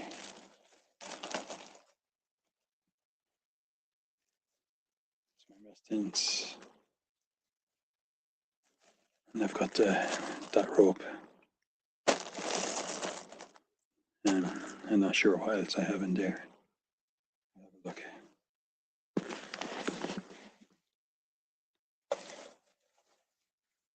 It's that professional rope. These are just Ziploc bags. Spare Ziploc.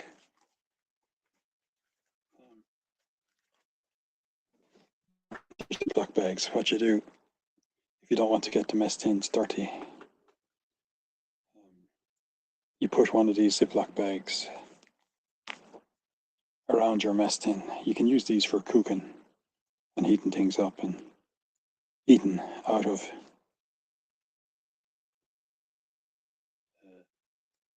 paracord. I've got 2 packets of paracord there. That's really good stuff if you're living out like that. You can wrap up your mess tin in these plastic bags and it doesn't get dirty when you're eating. It's very smart if you're in a hurry.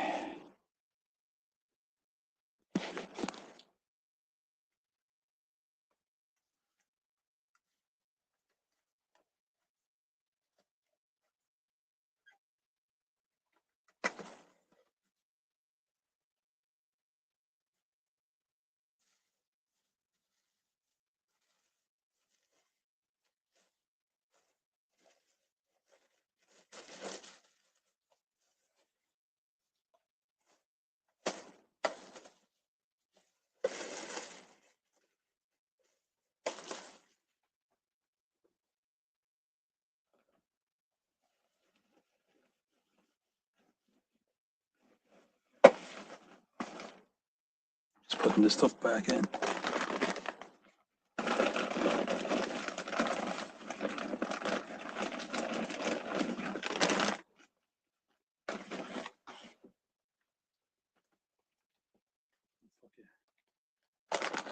Trying to put the stuff back in.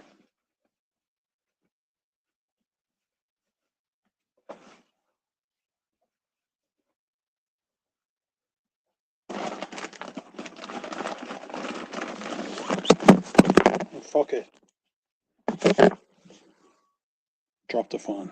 Didn't break. It's probably the second time I've ever dropped it.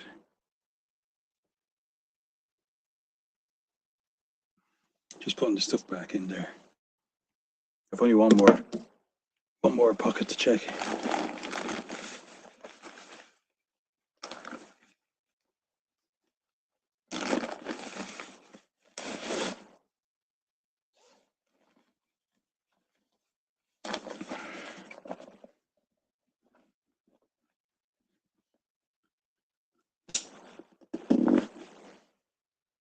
Just one more left.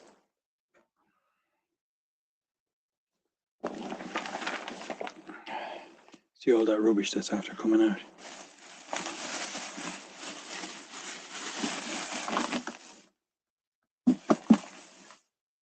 Water and food is like one of the things that you have to have. And it takes up space. And this is the last one. I'll take the stuff out and then go through it.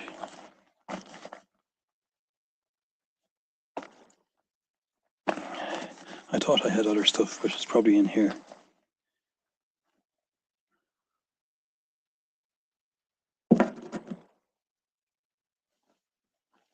I've got more rations on this side. I say rations are very important.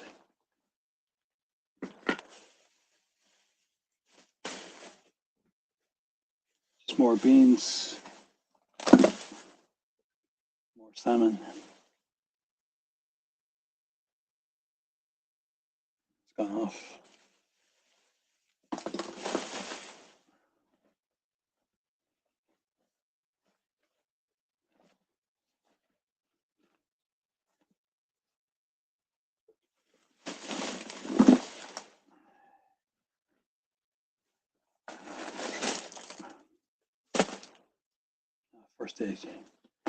First aid kit, survival bag, 2 survival bags, knife, spoon,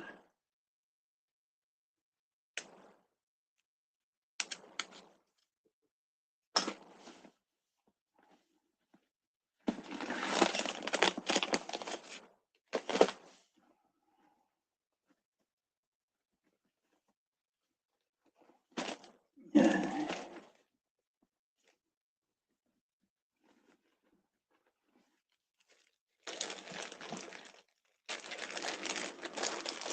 Now, so we're near the end of this now. I've got spoon, lighters, 3 good lighters there. I should really put those lighters the other way around, yeah. Not that way.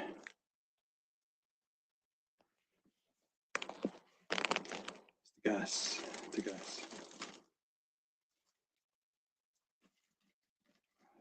wrong way around.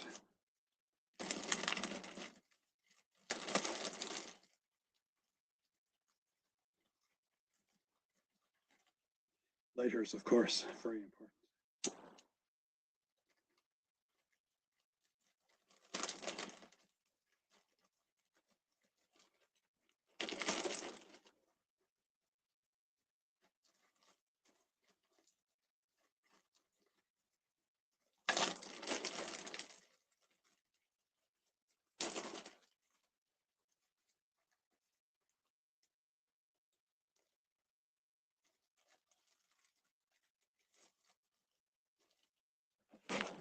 Got a spoon there. You can eat with the spoon.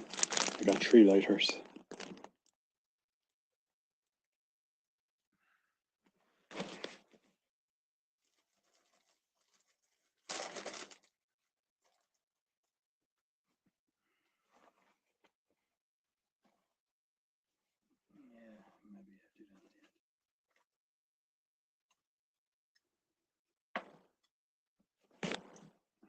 I've got a knife, just a small knife.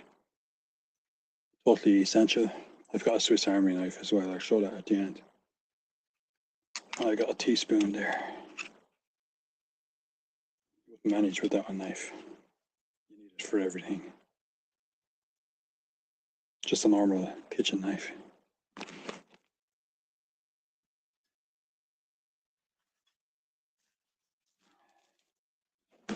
This little tin I got has all kinds of handy little gadgets in there. Very, very useful, believe it or not. This tin. All kinds of gadgets, handy little gadgets. Believe it or not, it's actually very useful. Gone black here.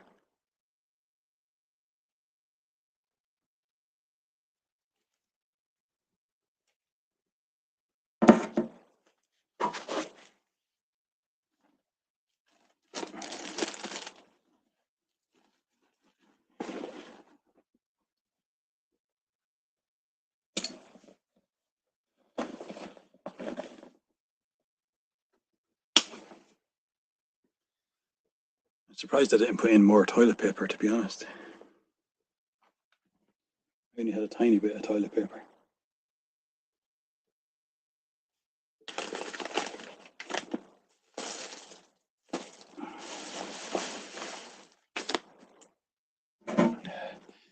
Okay, so some of the other kit, all the kit isn't actually in. All the kit isn't in it. It's not all here in this. I only had the essentials in this. I've got another big bag, nearly the same size as this, with more kit in it. It's not all in this. Only the very essentials. These are survivor bags. Totally. I've got a load of these. There was one winter where it was minus 15 Celsius, minus 16 Celsius for a good few weeks. And I was sleeping in one of these in the apartment that I lived in. And to do work, you're only really meant to use them in a survival situation. I probably was. I had a sleeping bag and I was sleeping inside of that. And it was quite warm. I was actually sweating, even though it was like minus 16 outside. So yeah, I have tested these to do work. It's waterproof as well. If you got stuck outside, this will keep you dry. The most important thing is keeping yourself dry, of course, as much as possible. And I've got 2 of these. I've got more. They're totally essential, like survivor bags.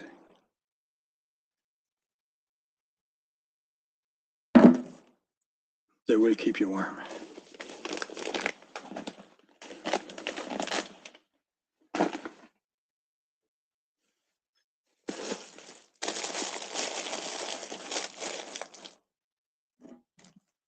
Of course, I've got a first aid kit.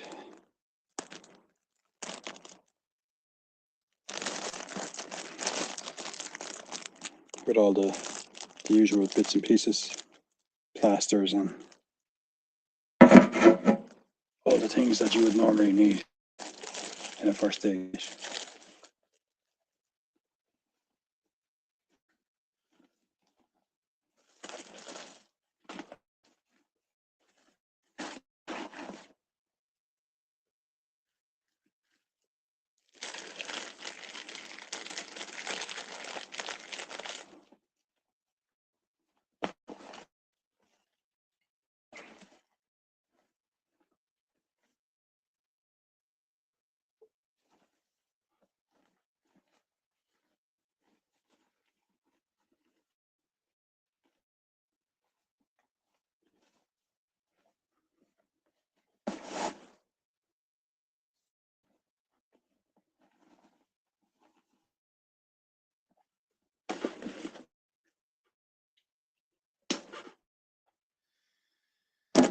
So that's it. portable house there.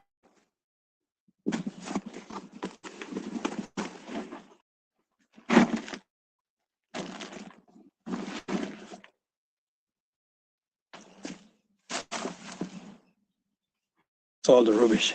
I have to throw all this back.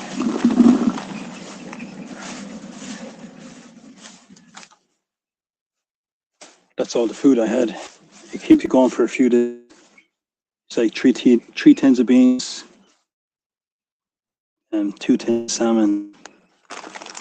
And there's like 5 packets of that curry flavor noodles.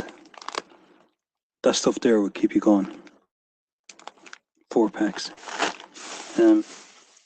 All of that there will keep you going for at least 3 days. Well fed for 3 days. Easy.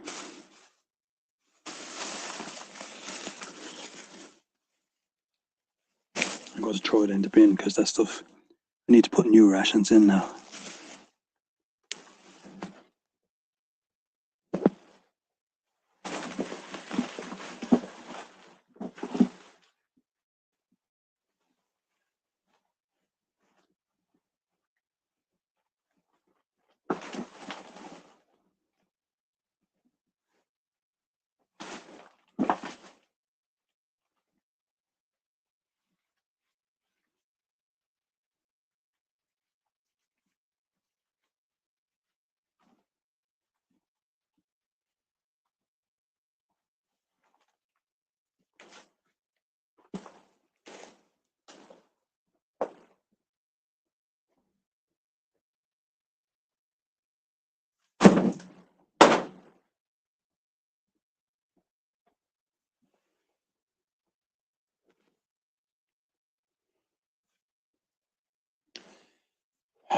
So I got my tent. I'm going to hide that somewhere.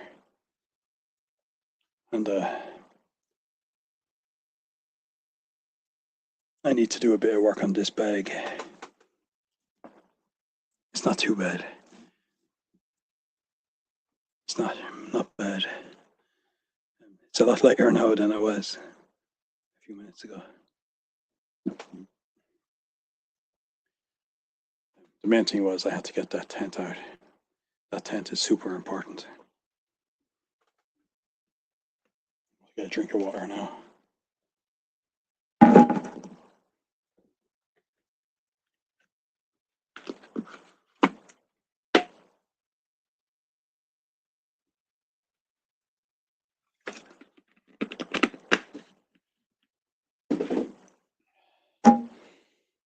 That's not all my gear. That's just the essential stuff.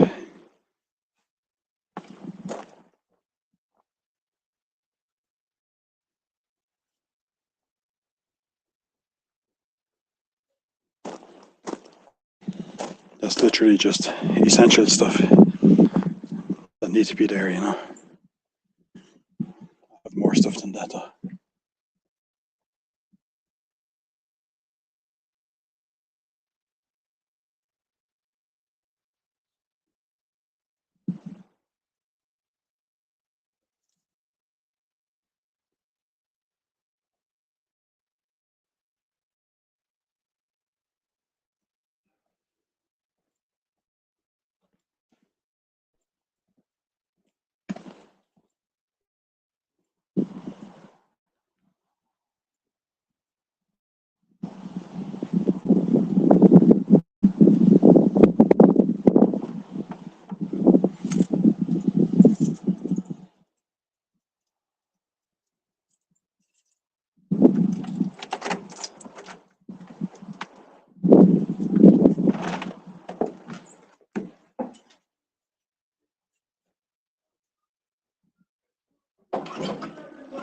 And Jamie Consulo, we're so two touchdowns the level of work you do with us guys, and we're eternally grateful again.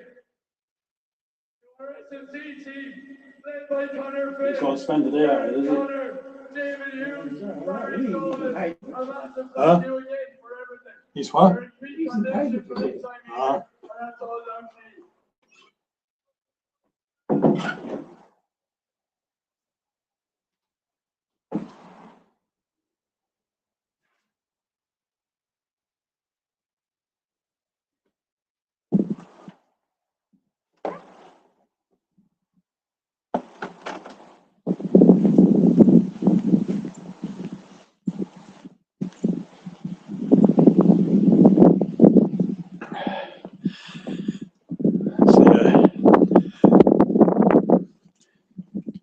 next week now I'm going to go and spend the night in the rain in the tent.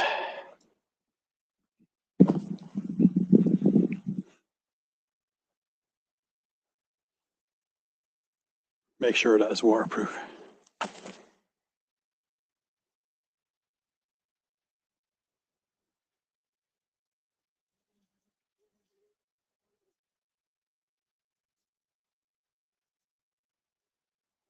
Probably going to order a Chinese or a pizza now this evening.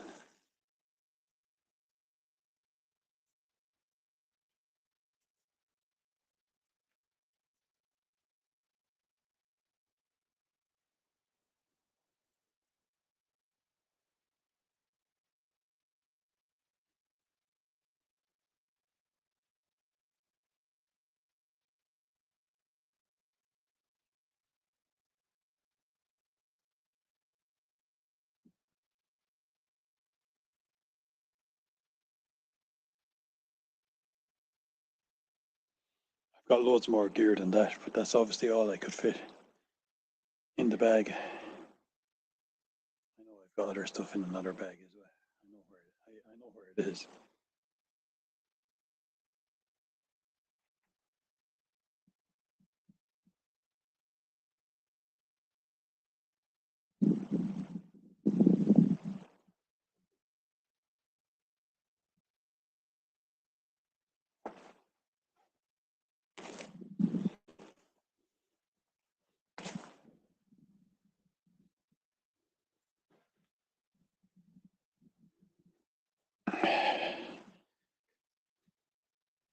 So I'm going to bring off this bag now.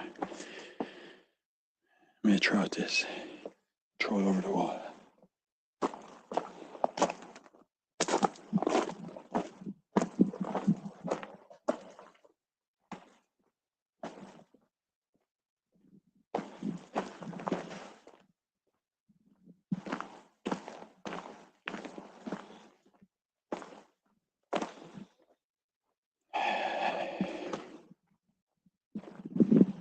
Putsy.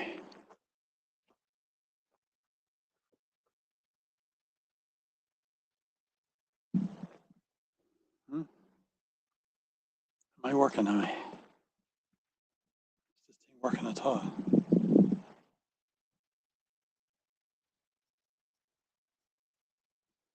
don't know if I was working there for a minute. Putsy.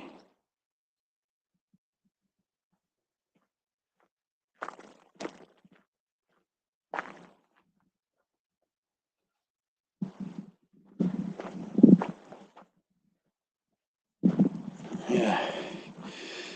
So now I have to bring the bag back up to my room.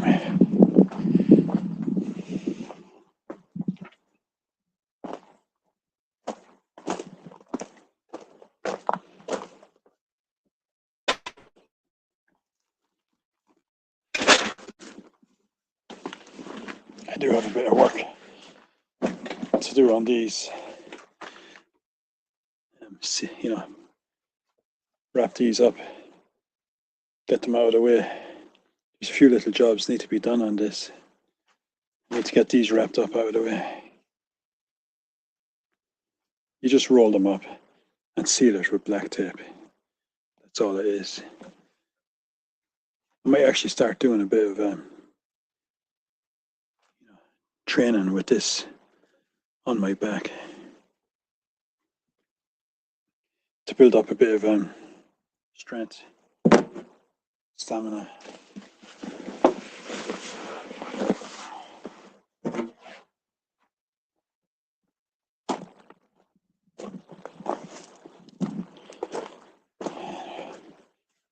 I might as well bring the tent as well.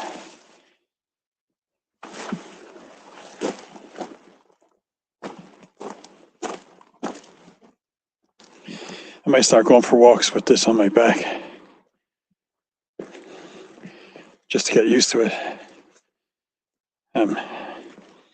Build up a bit of confidence, stamina, start going for longer walks with a bit of weight, a little bit of weight on.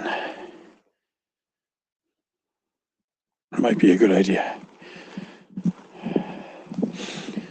when you start going out for normal walks, then it just seems you're walking on air, you know. I can easily walk around with this, of course. There's actually nothing really wrong with me physically. It's just anxiety that I've had for a couple of years. That's really what the problem was.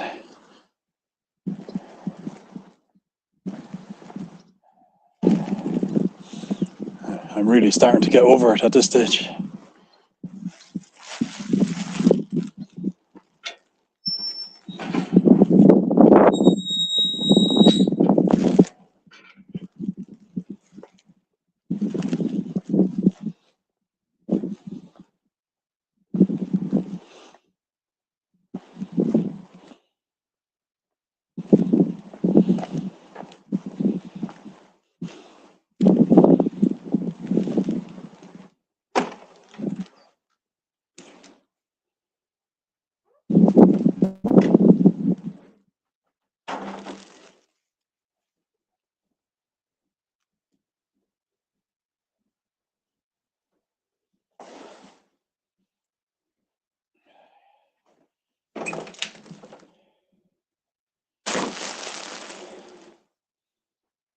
So I'm sorting out a lot of gear. See,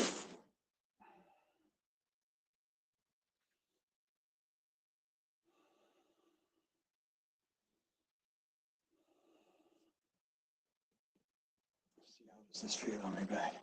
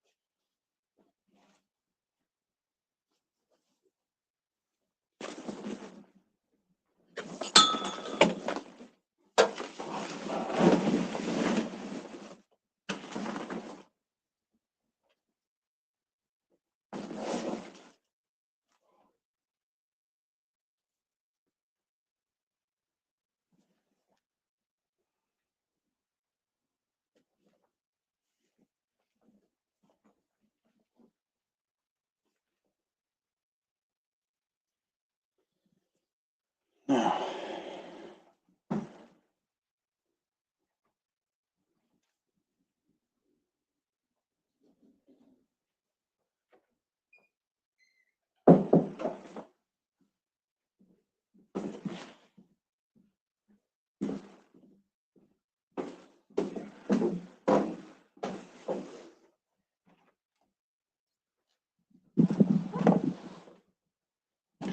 that's that job done.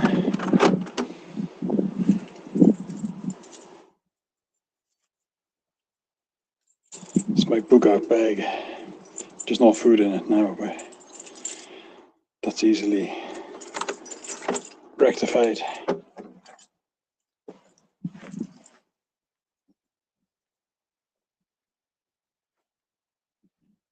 go down to the shop tomorrow and get some bits to put in. It's starting to rain now, of course. So in the next week I'm going to camp out on a day like this, maybe, when it's supposed to rain. Like, hopefully we get loads of rain on the night I camp out.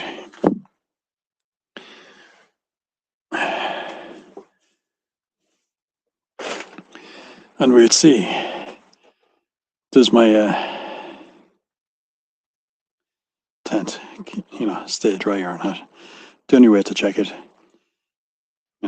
spend 2 or 3 days in the rain. and you'll know for sure if there's any leak in it whatsoever. The rain will find it within 2 or 3 days. The heavier the rain, the better. You can also protect that more with the poncho and the other bits and pieces. You can have extra layers, and if the rain was actually getting in, you can still use the survival bag and you'll be totally dry. But you don't want that to happen if you're relying on the tent, for your actual survival. You want the tent to actually be waterproof. That's supposed to be. I'm pretty sure it is. But there's only one way to find out. And that's actually testing it. The best way to test it is, actually using it and spending a couple of days in the rain. Always a good idea to test out a tent before you actually use it for real. So that's that job done for the day. And I'm going to be hiding the tent so that nobody will be able to find it. And there's nothing else anyone can use in it. The tent was the most expensive thing.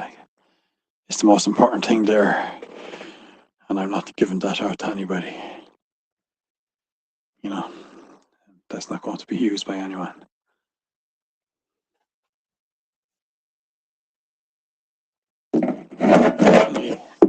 Only by myself.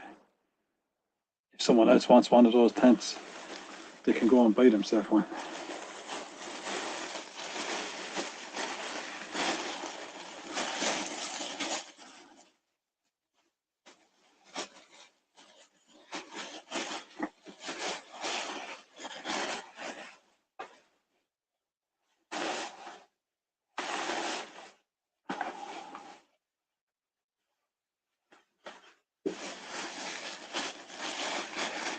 It's so strange in Ireland, when I bought the tent, the people in the post office were making an awful lot of faces. And I went in to collect it, Everybody's in everybody else's business in this country. If you're in England or USA, nobody cares what anybody else is doing. When it's none of their business, it's none of their business. But in Ireland, everybody is in everybody else's business in a negative way, not a positive way. Nobody's ever helping anybody else, but they're always in watching what everybody else is doing. There's no, it's not like people are in your business for your good. They're nosy about that. I wonder what's he got that tent for,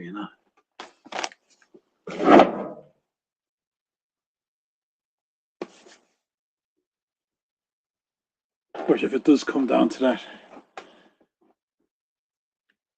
and that's the only option I have, I will sleep out in the tent locally around the town here. And that's if I have to do that, that's what I will do. At the moment, I'm not ready. And I don't have enough money. So if it does come where I have to leave the house, I will sleep in the tent. And I will be surviving. I'm not going to disappear. So it'll be making it easier for everybody else because I'm not here, I'm gone. That'll make things easier for everyone. But the fact that I'm still alive and I'm living in a tent locally will annoy them a lot more than if I'm actually dead.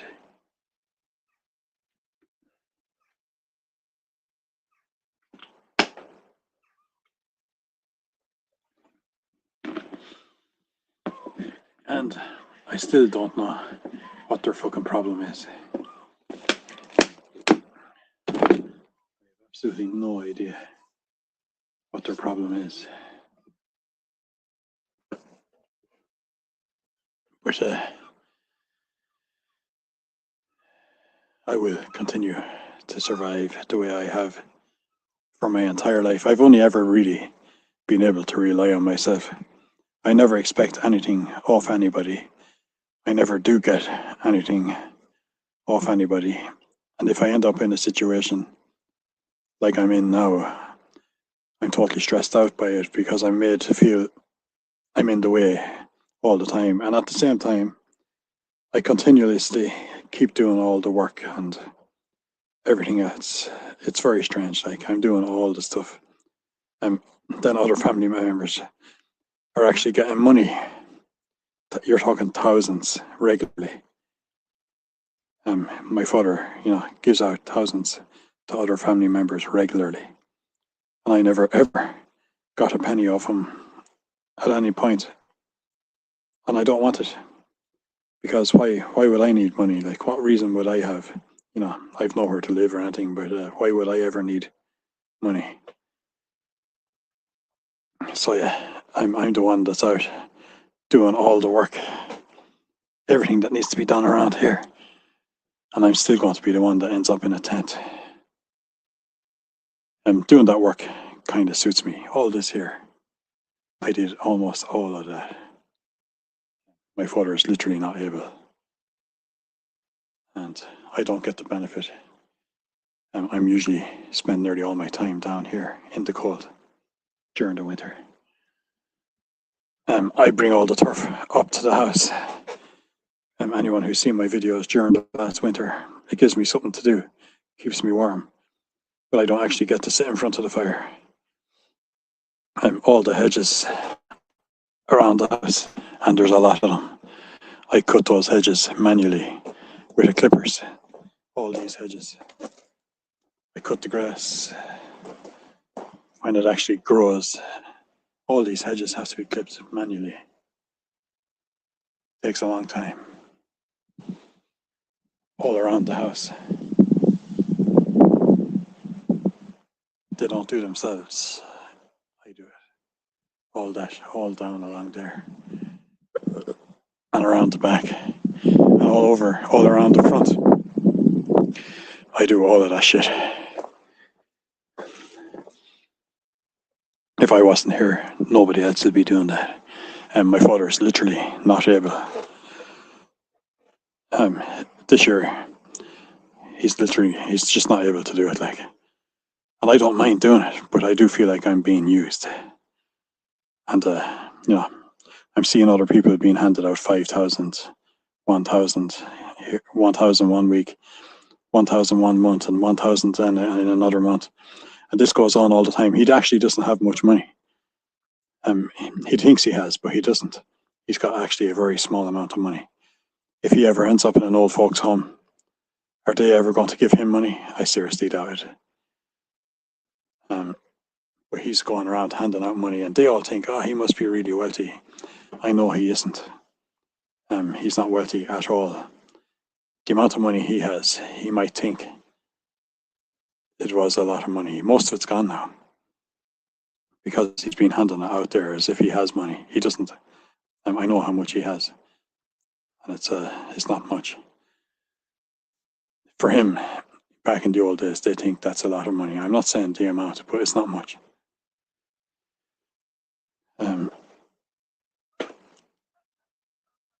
Yeah. And then he goes handing it out. Then he's real tight, giving out to me over milk or something like that. And I'm literally doing all the work. Never ever get paid. Never ask for anything. Never complain about anything to him. To his face. I just go and do all of that stuff. So yeah, when it comes to the time of getting your soul weighed, the weighing of your soul, I've actually been doing all the right things. And I can always, in the deepest part of myself, know that I'm like the wheat and not the tares. And I know this about myself.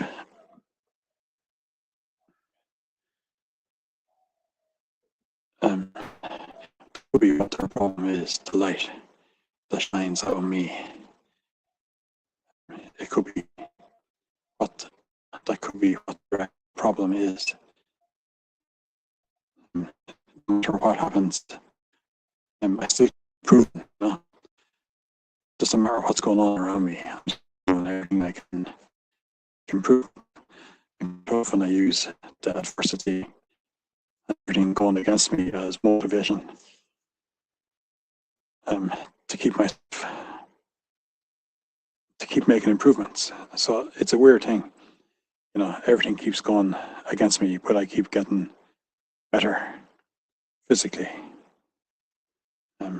Yeah, so it's one of those. I'd have no worries, when my time comes to that about my conscience or anything like that.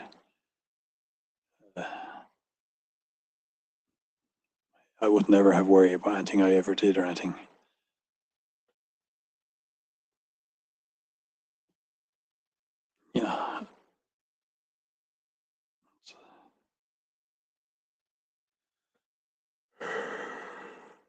It's nice just to come down here.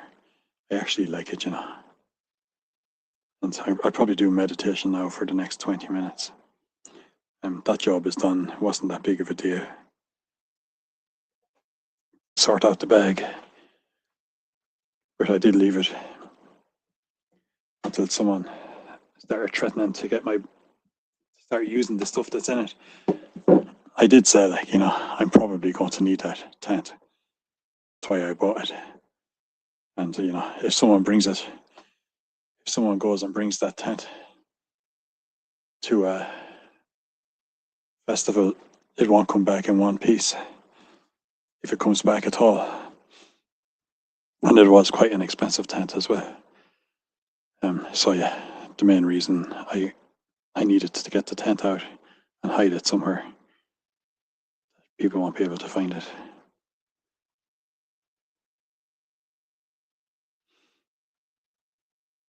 And I have that done now. I might do some weights. I might do some reading. I already went for a half hour's walk before I came on.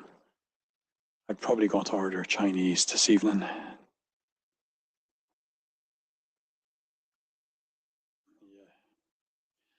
More than likely. I just feel like something different. I didn't get my normal dinner today that I normally would get. I'm down to 30% on my phone, and nobody came in for the whole 2.5 hours of this video. So it's kind of soul destroying to spend 2.5 hours, and not one person came in, but I still passed 2.5 hours. That's after filling in 2.5 hours of my day. That's almost part of my routine. Today now was kind of a rest day because I did a really heavy session with the heavy weights, not these ones, really heavy weights yesterday. They're 10 kilograms. I was lifting the 20 kilogram ones yesterday.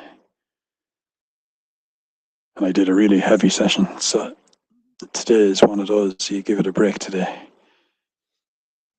I might do some, that's why I brought these down. I might do some weights, but with the lighter ones.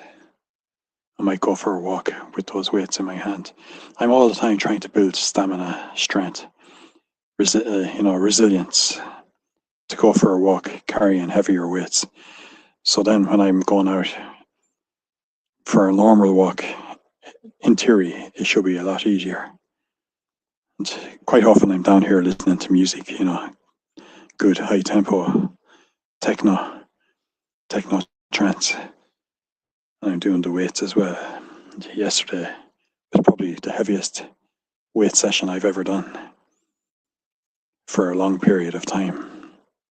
And I had plenty of food, as well. I had a big dinner before. And I had to eat almost 2 dinners yesterday because of the amount. and, you know, loads of protein, simply because of the amount of exercise I was doing. I'm actually getting really strong, you know. I'm still getting the anxiety if I go out for walks, and I'm trying to work myself physically so that I'm getting over that.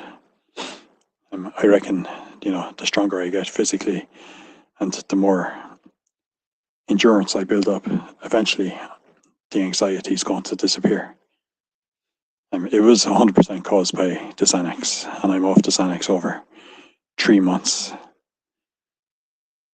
I guess I've got to have just a small bit more patience, but I'm definitely going in the right direction, I reckon, in all ways. I know this about myself, that I'm doing really, really well. And I've done really, really well considering the situation I've been in. And I've accepted that it's possible I might have to sleep out in a sleeping bag.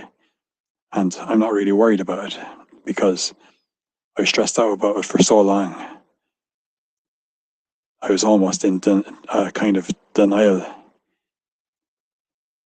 And eventually, it's like the processes of grief.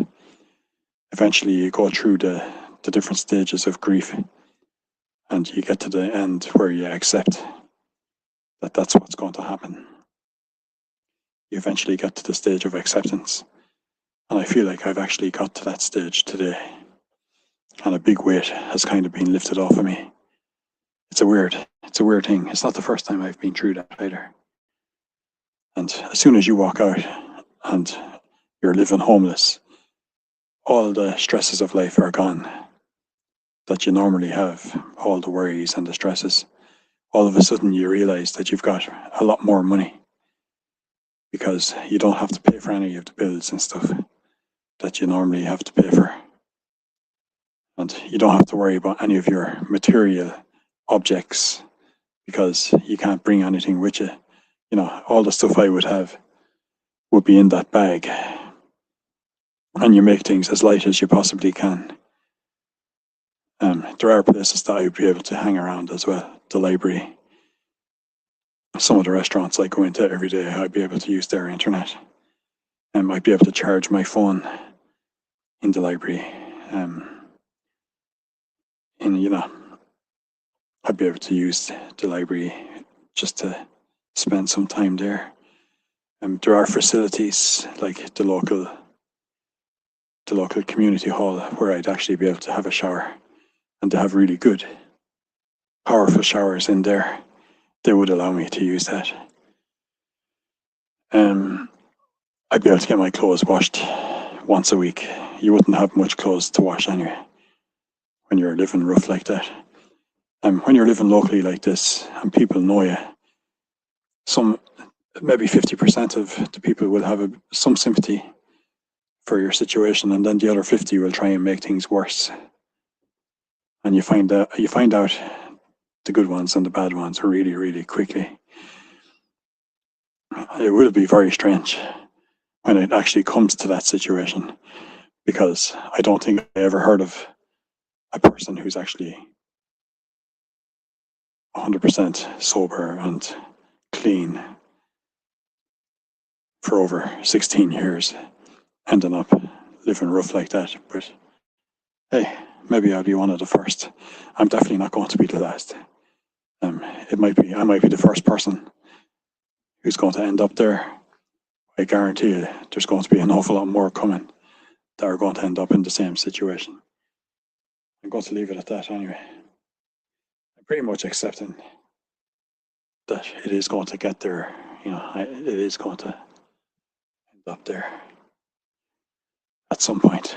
And my phone's nearly dead.